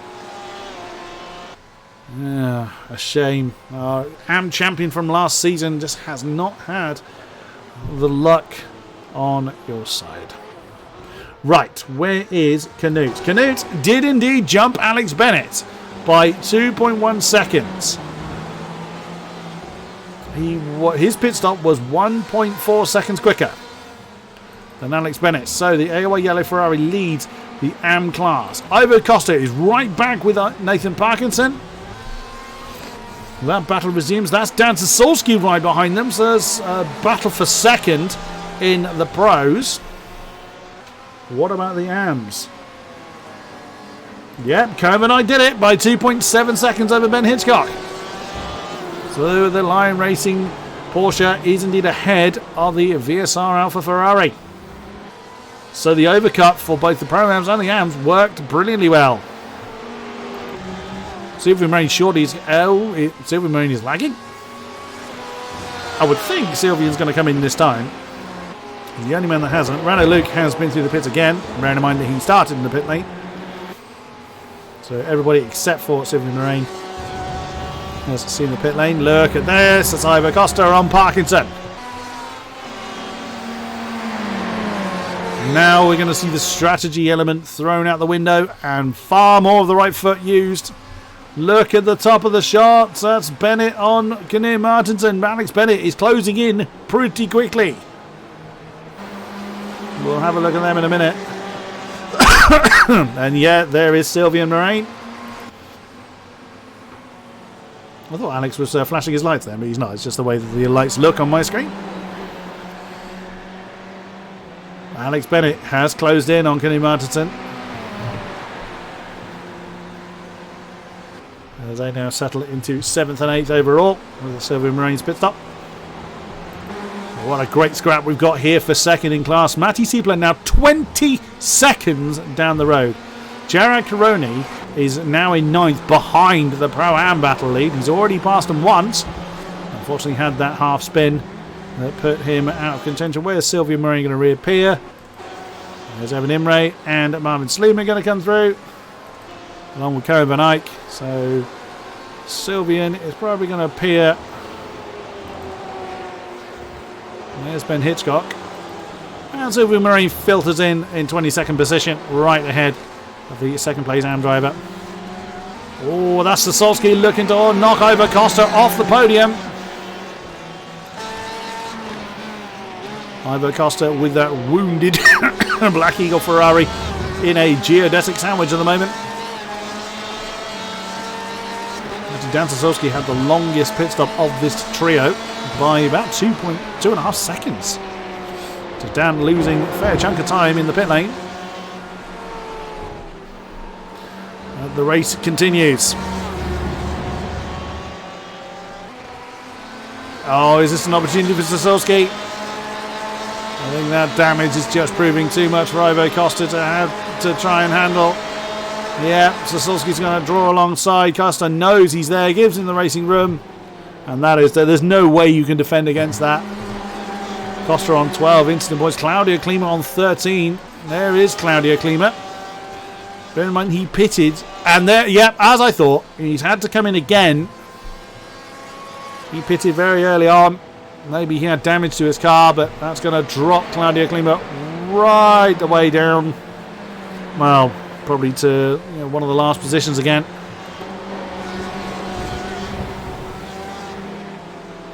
Oh dear, a great shame for Claudia Klima. Let's have a look at our Pro-Am battle. There it is. 1.3 seconds separates Martinson and Bennett now. Alex Bennett took 3/10 out of Canute's lead. Jared Caroni is 1.6 behind the pair of them. That in the bottom of the shot is Timo Gorlick. And Claudio Klima is going to find himself in the middle of the AM battle by the look of that. Oh, flash of the lights there from Ben Hitchcock. He wasn't happy with Sylvia Moraine there.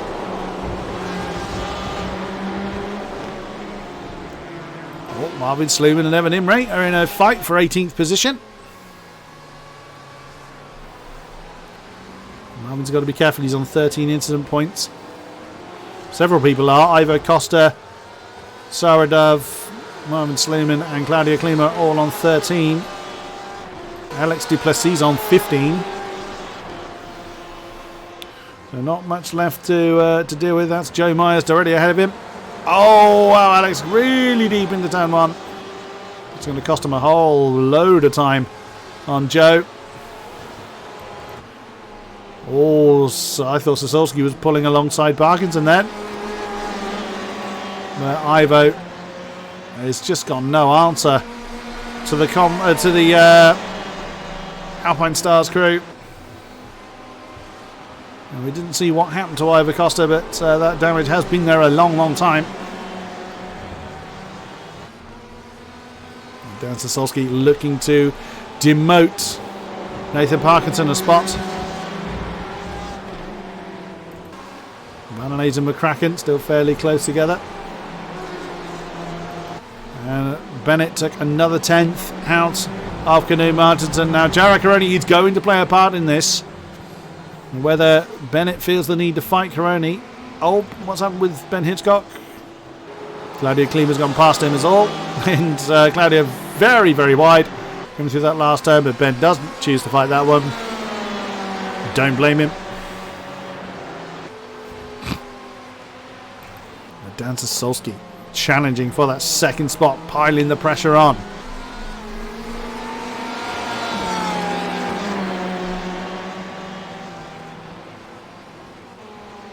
And Costa continuing to fall off the back of that particular battle. That's Robin Neville in trouble. Oh, locked up the brakes coming into turn 13. Sarah Dove right alongside him. And then he had another problem, just spinning his wheels a little bit on the next apex. That was turn 7, that was a hairpin, beg your pardon. So that's Sarah Dove up into 15, chasing Christopher Pfeffer. Oh, and that's Sosolski alongside Nathan Parkinson coming into the final turn. And again, Parkinson knew that one was done. Dan Sosolski now second. Good effort from our pro champion. I think it's fair to say the championship is not likely to stay in his hands, unfortunately. And Alex Bennett is under a second behind Canoe Martinson now. Or 4/6 to Alex Bennett's favour that time around. Jared Caroni, a full second quicker than Canoe. So he is definitely going to get involved in this battle. It's all about how if they let Gerard go, which they did it once, you would assume they will again, how well they do that without costing themselves time. The assumption is going to be it's going to be on the Ullman Straight, but Caroni may not wait till then. Once he passes Bennett and Martinson, I think it's going to be a when, not an if. And no disrespect meant to our leading pro-ams, but Jared Caroni's been absolutely flying, as he tends to do.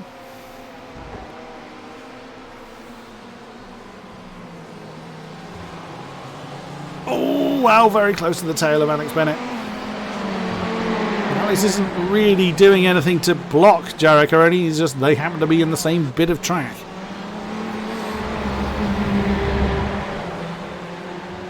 Is Jared going to make the move here? No, he's holding fire. Oh, trouble for Robert DeVille! Trouble for the 279 BMW.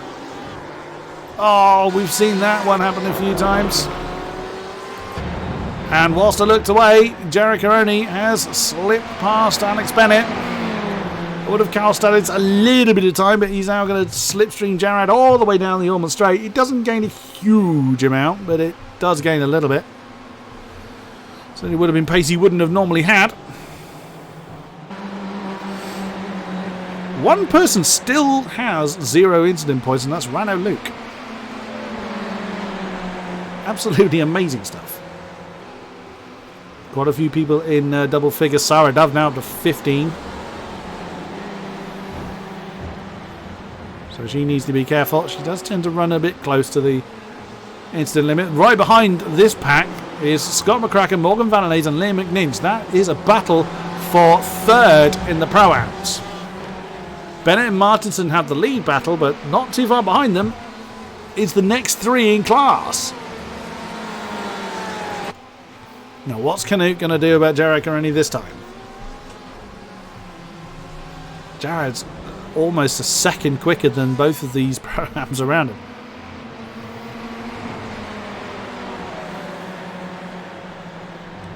And again, no disrespect meant to Martinson or Bennett. We have lost Roberti Edouard. What's happened to the 161 Porsche? He vanished. He didn't want to play anymore.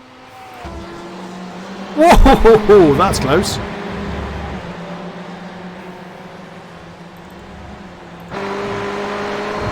Okay, Jared really does not want to stay behind the AOR yellow Ferrari. That's going to cost them both time coming through there, but that's going to help Bennett get right on Canute's case.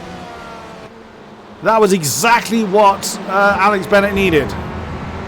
Well, I say he needed it. He's been a few tenths quicker than Canute over the last few laps, but Alex certainly lost far less time than Canute did with Jared coming past them. Canute just has to hope that he can stay in the slipstream of Jared for a little while. Interesting, Alex taking a bit of a tighter line through that final turn than Canute and Jared did. Difference in style, difference in setup, different in confidence level, because it is a very, very bumpy. Well, every corner is a bumpy corner here. Oh, Sarah Dove is very close to Christopher Pfeffer as well. That's for 14th overall. Oh, another pass. That's Klima on Sylvia Moraine. I doubt the VC 286 Porsche really put up much of a fight in that. That's how second, third and fourth now look over Costa. That damage is losing time. Oh, Alex Bennett. He wants to put an end to Knut Martinsen's winning streak. As mentioned before, Knut Martinsen is the only Pro-Am this season that's had a winning streak. Ooh, Alex getting a bit squiggly. Alex doesn't have to make a desperation move. He's still got 21.5 minutes to make that move. They needn't really worry about Jarrad ahead of them. So I would say the advantage at the moment is with Alex Bennett, and there's 3 seconds between themselves and Scott McCracken. And Scott's quick. Well, all of these guys are quick, in fairness. Oh, Kevin Van Eyck and Claudio Klima. Claudio now scything his way through the field, it would seem. Claudio having been through the pits twice.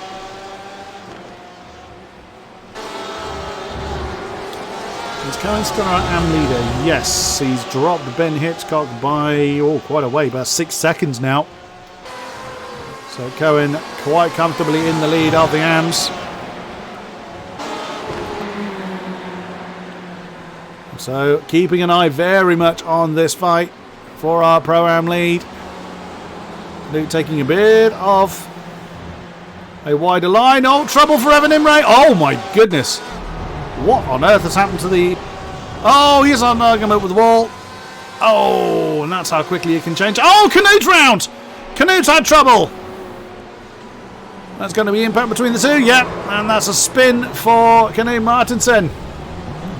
Oh, no. And that's put Knut right down in 12th. Ben Hitchcock's had trouble. Oh, impact with Alexander Waldo, I think. Well, there's Evan's very smoky BMW. Someone flashing their lights saying, get out of the way. Oh, that's... Well, it's not a common overtaking spot. So Evan brings his car into the pits, but I can't imagine we'll see him again. Alex Bennett now leads. That is Daniel Lindholt, I think. Yes. The LM Connection Porsche staying out of the way. And Van Eyck's just lost a spot to Sylvie Moraine. Nathan Parkinson's still trying to hang on to the back of Dan Sasolski, but nearly a second separates those two now. So Knut now finds himself in this big pro. There's our former Pro-Am leader, Daniel Page. Well, it wasn't a very big impact between Knut and Alex Bennett, so there may well not be much damage to deal with. And at the back of the shot, there's Dove and Pfeffer having a fight. Oh, and Hitchcock has had trouble again. The VSR 366 Ferrari, and round goes the tail. This is where kind of frustration then starts to lead to more mistakes. You make a mistake, you get frustrated about it, you lose concentration, round and round it goes. Oh, Page is very close to Martinsen now. It's difficult to regain your composure, regain the rhythm. Knut's now 6th in class. Oh, Waldo! Alexander Waldo's in trouble. That last corner's claimed another victim. Oh, and round he went. That'll be where the bumps have just caught him out. Looks like he avoided an incident, avoided impact. Lynch with Morgan Vallanese. That is now for 3rd in the Pro-Ams. But interestingly, Scott McCracken is closing up on Alex Bennett. Closed up 0.6 of a second last time around. And there's 2.4 separating the two Ferraris. Riethmuller and DeVille have swapped round. Sebastian Riethmuller letting through. It looked like he let DeVille through there. Now they are in the same class, so there's no obligation to do that unless Riethmuller made a mistake coming into turn 13 or turn 7. I was getting 13 and 7 the wrong way round. Well, as well as 13 and 16. Karoni has caught up to the back of Timo Gorlek. So this is one of the first overtakes in class that Caroni has been able to do all race long. Amazingly. And it's not often you say that about Jared Caroni. 37.1 seconds off the lead. Matty Siebel leads Dan Sasolski by 23.6 seconds now. Absolutely unreal from the Glacier Racing Porsche. Now in the background is Alex Bennett. He's lost some more tenths to Scott McCracken. Oh, Canute very wide. Has he got damage to that Ferrari? As he seems to have really lost a lot of pace. His tyres gone. The car looks okay from the outside.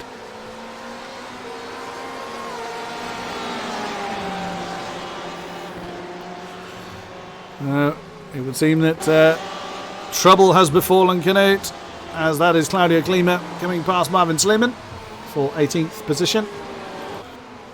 Oh, Jared Caroni on the outside of Timo Gorlick. Now Timo's not going to let Jared go. Well, he might, but it's unlikely. Oh, Pfeffer and Dove have swapped round. Now, those two have been fighting for a long time, and Sarah Dove has still fighting off the VSR Alpha Porsche. Oh, Sarah Dove has just managed to make the move stick. Several battles going on. I'm trying to keep an eye on. And look how early that Gorlick went for that defensive move. So Jared Caroni will gain a little bit of slipstream, but he'll be forced the long way round.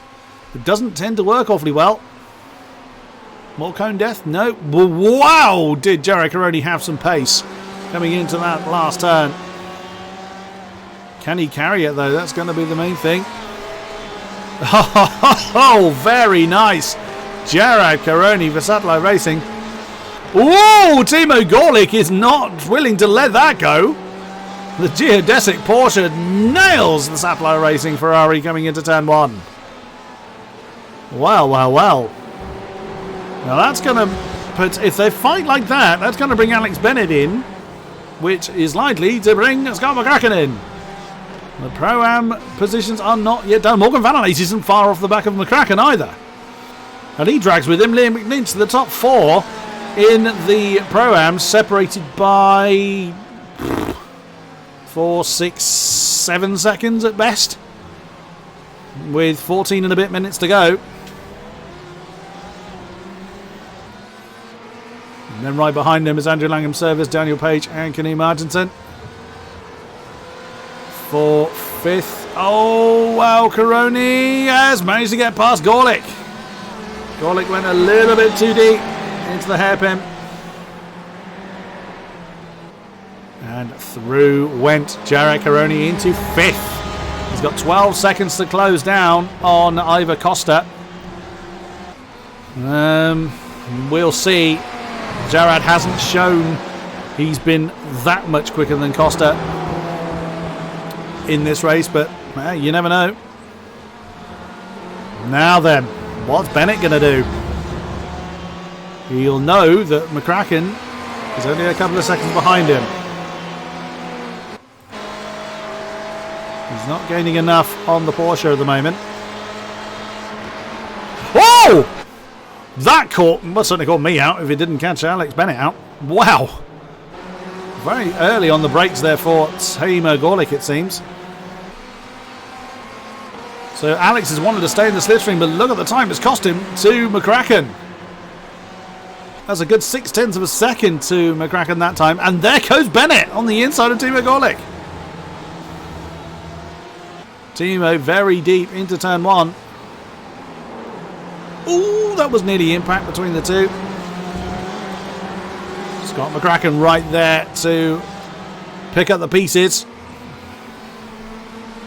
Once again, it's our Pro-Ams that are showing us what the real fight's about. Our Ams were doing well early on, but they've separated somewhat now. And Matty Siebel has just been gone all race long. So there's been plenty of fights throughout the field, but as far as the class lead is concerned, the Pro-Ams have really had the lion's share of the lead battles. Timo Gulik on 18 incident points. He's very close to being disqualified.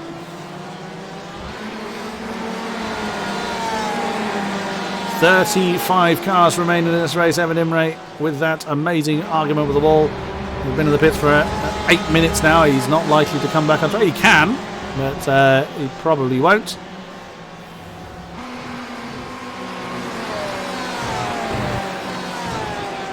Who to look at? Valanace and McNinch are about a second each behind this particular scrap. Carry on. Because this isn't ideal for McCracken. He won't want Gorlick there if Gorlick's struggling. He will not want that Porsche in the way between himself and Alex Bennett. But equally, if Gorlick can get on with it, then there will be slipstream available for McCracken. We will see. That is Jared Caroni ahead of Alex Bennett. So Jared's had trouble. He was actually slower than Alex Bennett last time around. Now, there's been a squabble going on down here. This is Regis the Meek and Casper Ulreed. Whilst I've been keeping up with the Pro-Am lead battle, this one's been having a... They're not in class. Casper Ulreed is part of the AMs.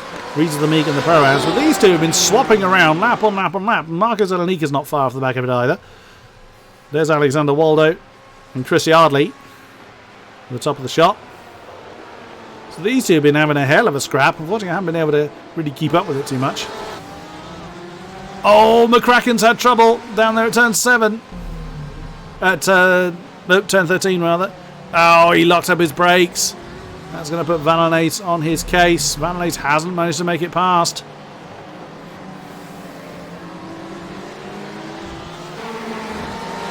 And the Ferrari just manages to fend off the Porsche, but Alex Bennett will be rubbing his hands on that one.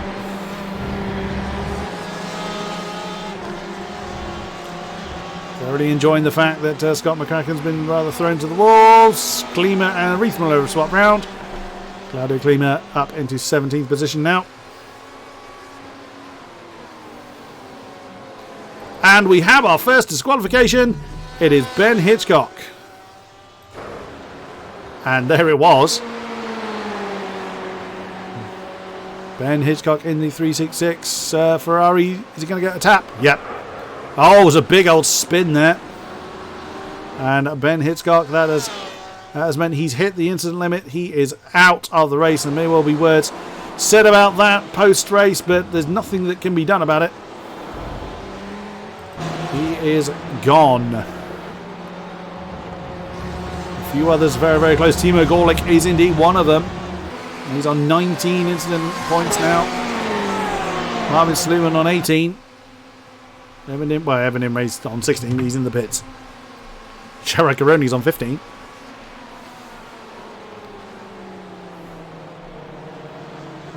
So, 8.5 minutes to go. There's about, what is it, six-ish laps to go. 42 laps is what's scheduled, but it's a timed race, not a lap count. So when that timer hits 0, the checker flag will come out. And it will await, most likely, this man, Matty Sidler, unless he has a colossal problem, which is not impossible by any stretch, but he's done so brilliantly well.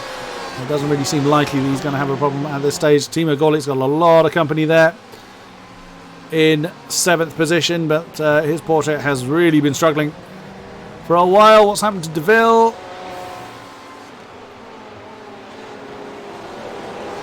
What has happened to DeVille? What happened to DeVille? Nothing's happened to DeVille. His lap time disappeared, which usually means an overtake. Oh, he's now been passed by Claudio Klima. Oh, McCracken getting close to Timo Gorlick now. The last thing Scott needed was Morgan Valanace and Liam McNinch right with him.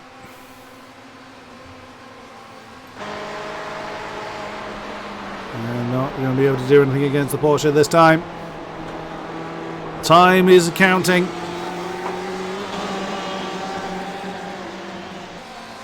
Scott's going to have to keep an eye in his mirrors. He cannot just ignore the fact that Timo Gorlick and Morgan van der Lees are so close behind him.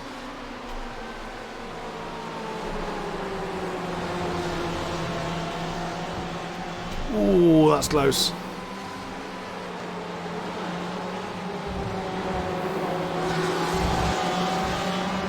Adrian Langham Service is a fair bit of company as well from Daniel Page and Knut Martinson.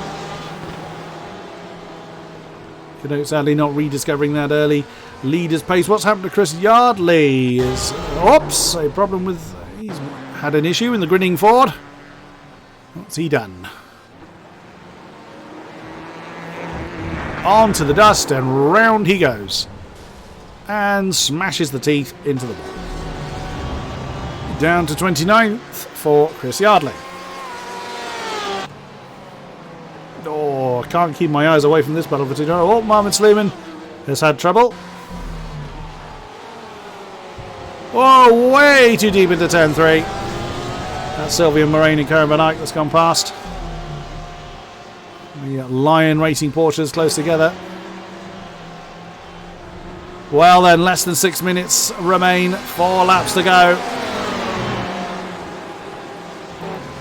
Knut's pretty close to Daniel Page. Morgan van der Lees very close to Scott McCracken. Liam McNinch in hot pursuit as well.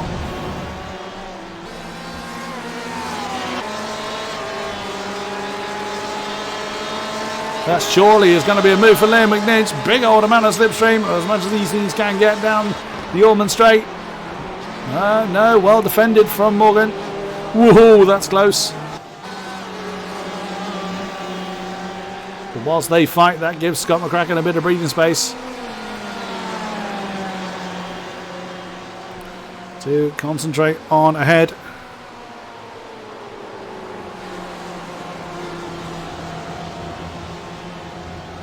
We will see.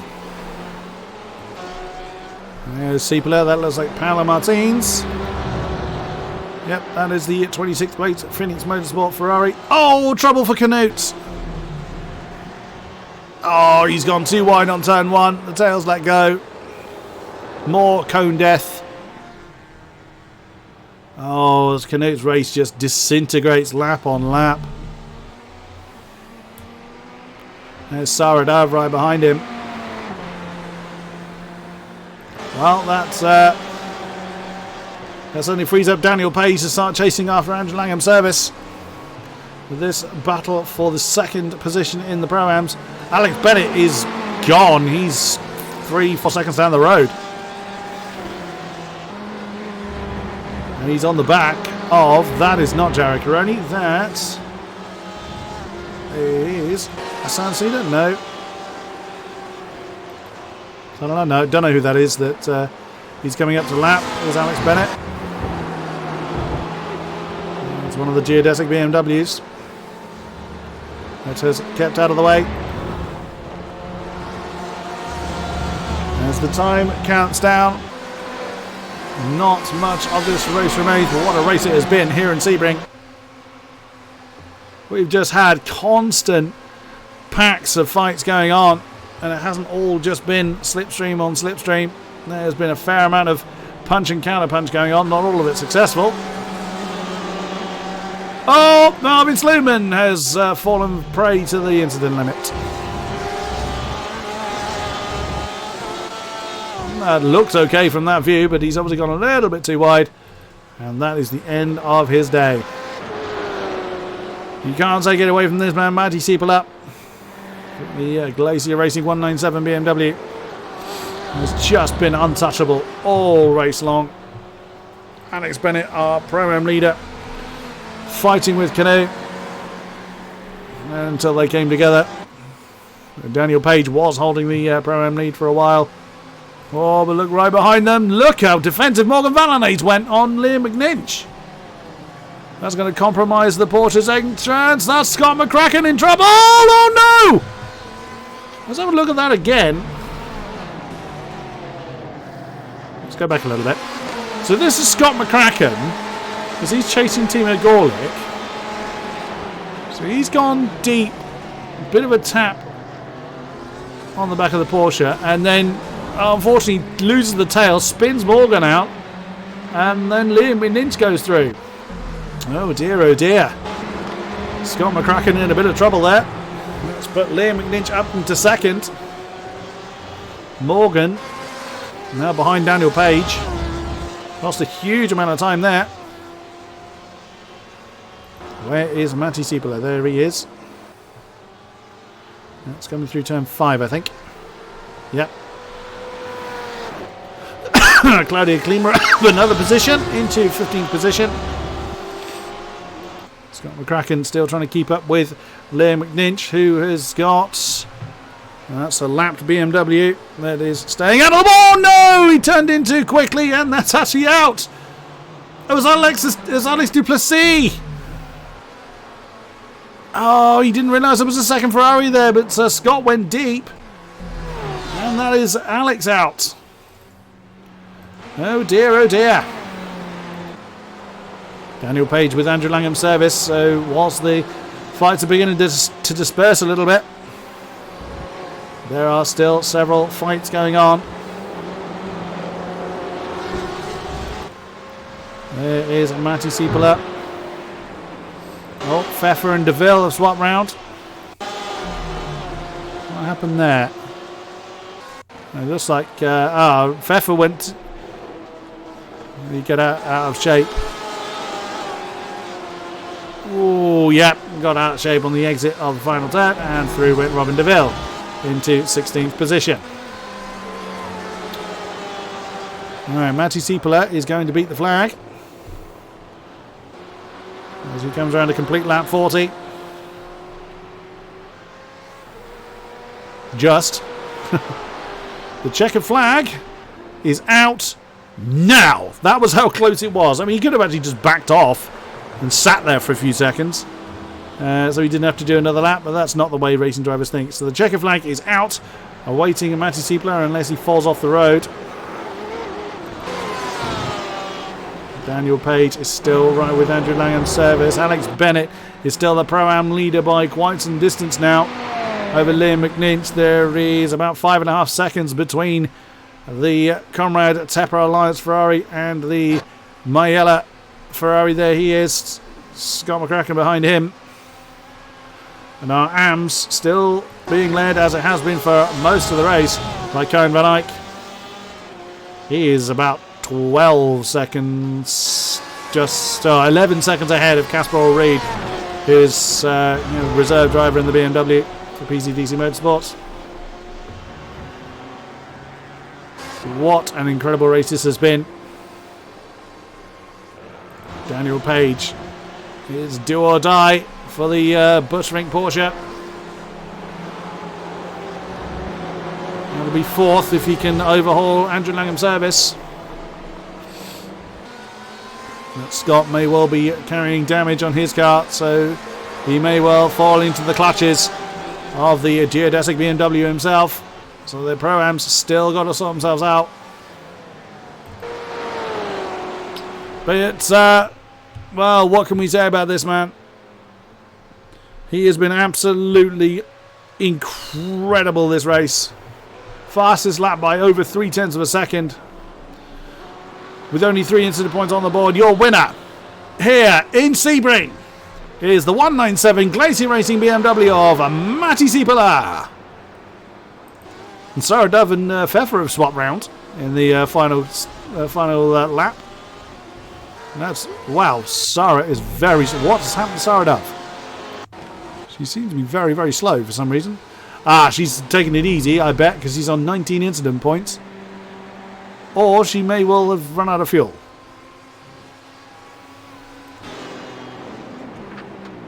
She's run out of fuel. Sarah Dove on the final lap has run out of fuel. You are not going to be able to coast from there. Oh, Sarah Dove. So Dan Sasuski comes home in second. Nathan Parkinson 3, Ivor Costa 4. Jarrett Caroni from starting near the back has finished in 5th. The win of the Pro-Ams is going to go to Alex Bennett. Liam McNinch comes home second. There's Timo Gorlick coming home in 6th in the Pros. Scott McCracken with 19 incident points just about makes it over the line in second. In third, I beg your pardon. Langham Service does manage to fend off Daniel Page for fourth. And where's our AM leader? There he is, King-Kodiak. Flash of the lights there. That's Sylvia Moraine and Reith Muller. Reith Muller just let the Porsche go. But King-Kodiak is going to take the win in the AMs once again. The Lion Racing 318. Here comes Casper L. Reed. The PCDC Motorsports Red BMW will take second in the AMs. Marco Zelenica will take the third spot. What a crazy, crazy race that has been. Oh, Sarah Dove. Is anyone still there to give her a push? Alexander Waldo, her teammate, is nowhere near it. No one anywhere near her. What a great shame for Sarah. Waldo has come across the line. That is everybody that is going to make it has come across the line now. Rano Luke managed to hang on to 0 incident points.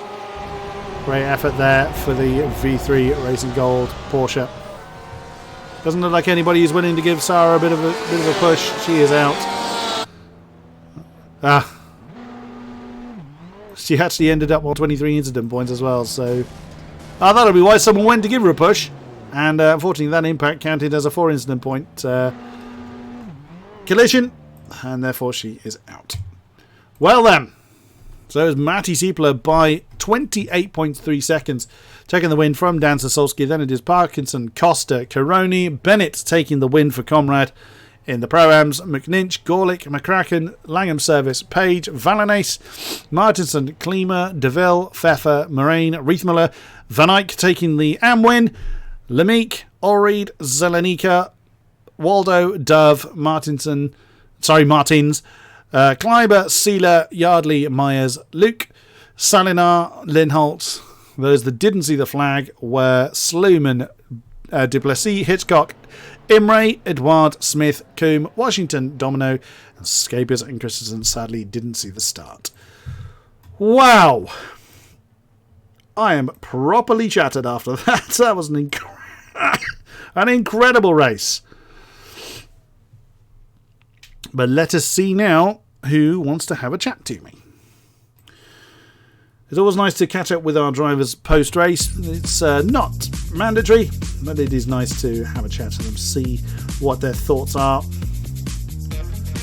after the event. No one has come forward just yet, but they're probably just calming down after that. It does take them a few minutes to come forward normally, but we will give them some time to decide whether they want to come and have a chat to me.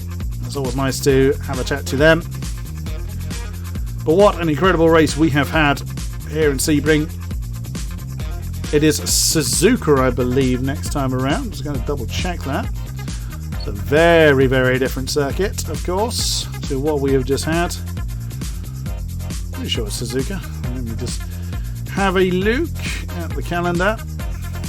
Whilst waiting for anyone wants to come and have a chat to me to make themselves available.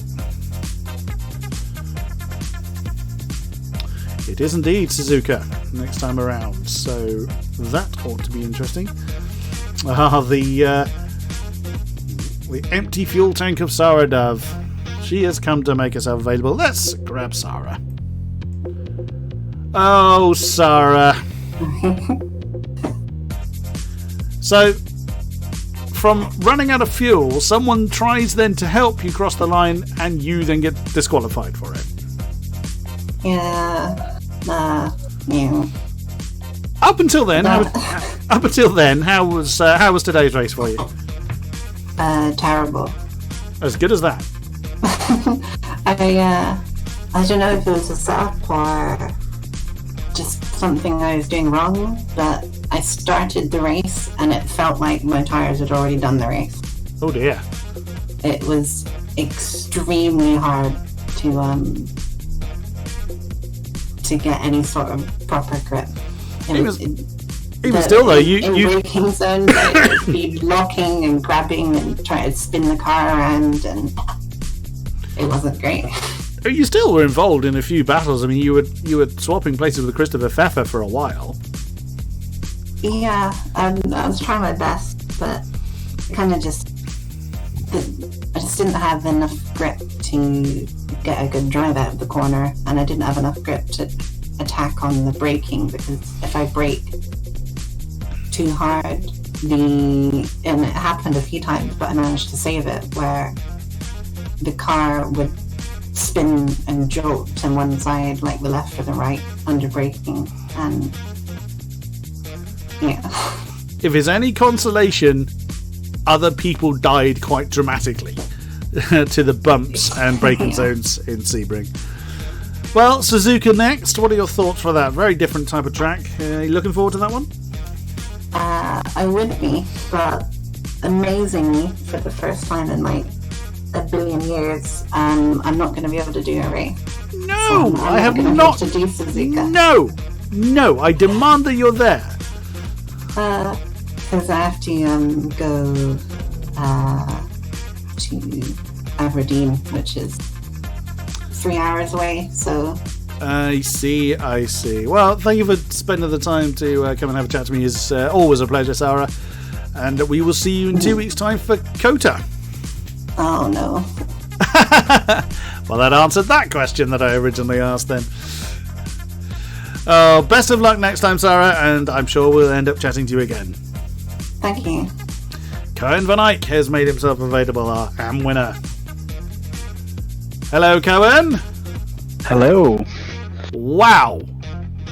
Yeah, I mean, you didn't have it all your own way, did you? Let's be fair. You did have a lot of fighting to do, but in the end, you still won your class by quite some way. Talk us through it.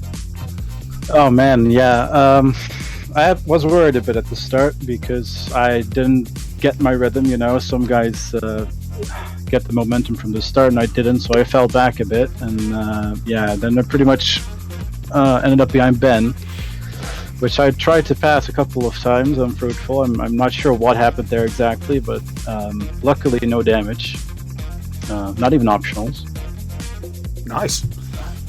So yeah, and from there I figured I was thinking about going in early, but realized the fuel window was very small due to usage here, and that I might end up in traffic. And then all of a sudden he went early, and I just put in a few laps and came out ahead. And yeah, that turned out to be enough, and yeah, it was pretty nice.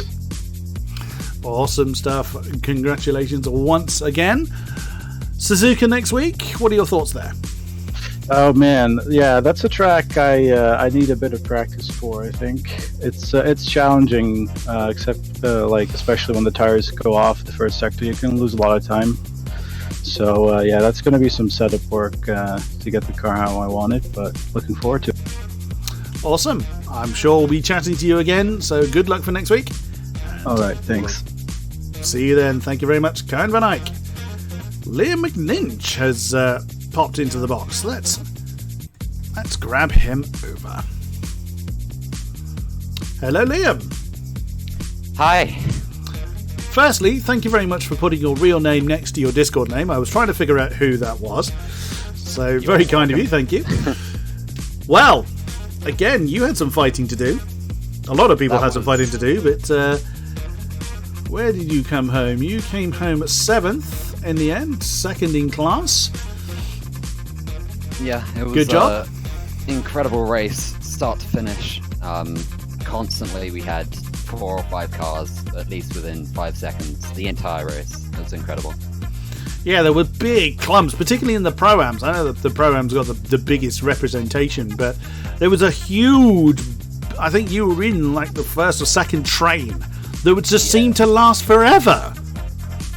It was constant, but incredible racing all the way through. Awesome stuff. I mean, when you're in the train, particularly early in the race, what kind of goes through your mind? I mean, you go through the usual, planning for the race and where you're going to brake and all that, all the stuff you've practiced. But when you're in a pack, particularly early on. Is there anything that you change, any kind of mindset you alter when you're in that particular position? Do you think I've got to get through the train, or do you think it's better for me to stay there? What goes through your mind? Well, you've got to start looking for where people show their weaknesses and try and capitalize on them. I guess as well, sticking in the draft is super useful. Like, you need that to stay with some of these guys. Now, Sebring's always been known for, other than it being bumpy as hell, it being a more of a draft trap. But Suzuka, I suspect, isn't going to be that way inclined. Would that be fair to say?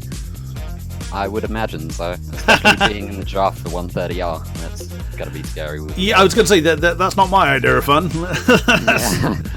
Looking forward to Suzuka? Yeah. If I get in from the reserves, I'll definitely race there. Awesome stuff. Well, I'm sure we'll be chatting to you again, Liam, so thank you very much for taking the time to come and talk to me. Great effort on the result, and good luck for Suzuka. Yep, thank you. And no one else has come forward to have a chat to me, which is absolutely fine. They are probably taking a well-deserved break from what has been a very intense race. So now time for me to wrap it up. Thank you very much to those that have been with us throughout the stream. A great pleasure to have you along for the ride. Thank you very much to our sponsors. Without you guys, AOR would not continue to grow. And as I've said, we will be back next week for Suzuka, but there's plenty of racing going on in between then and now, so do check back with us then. Thank you very much, and good night!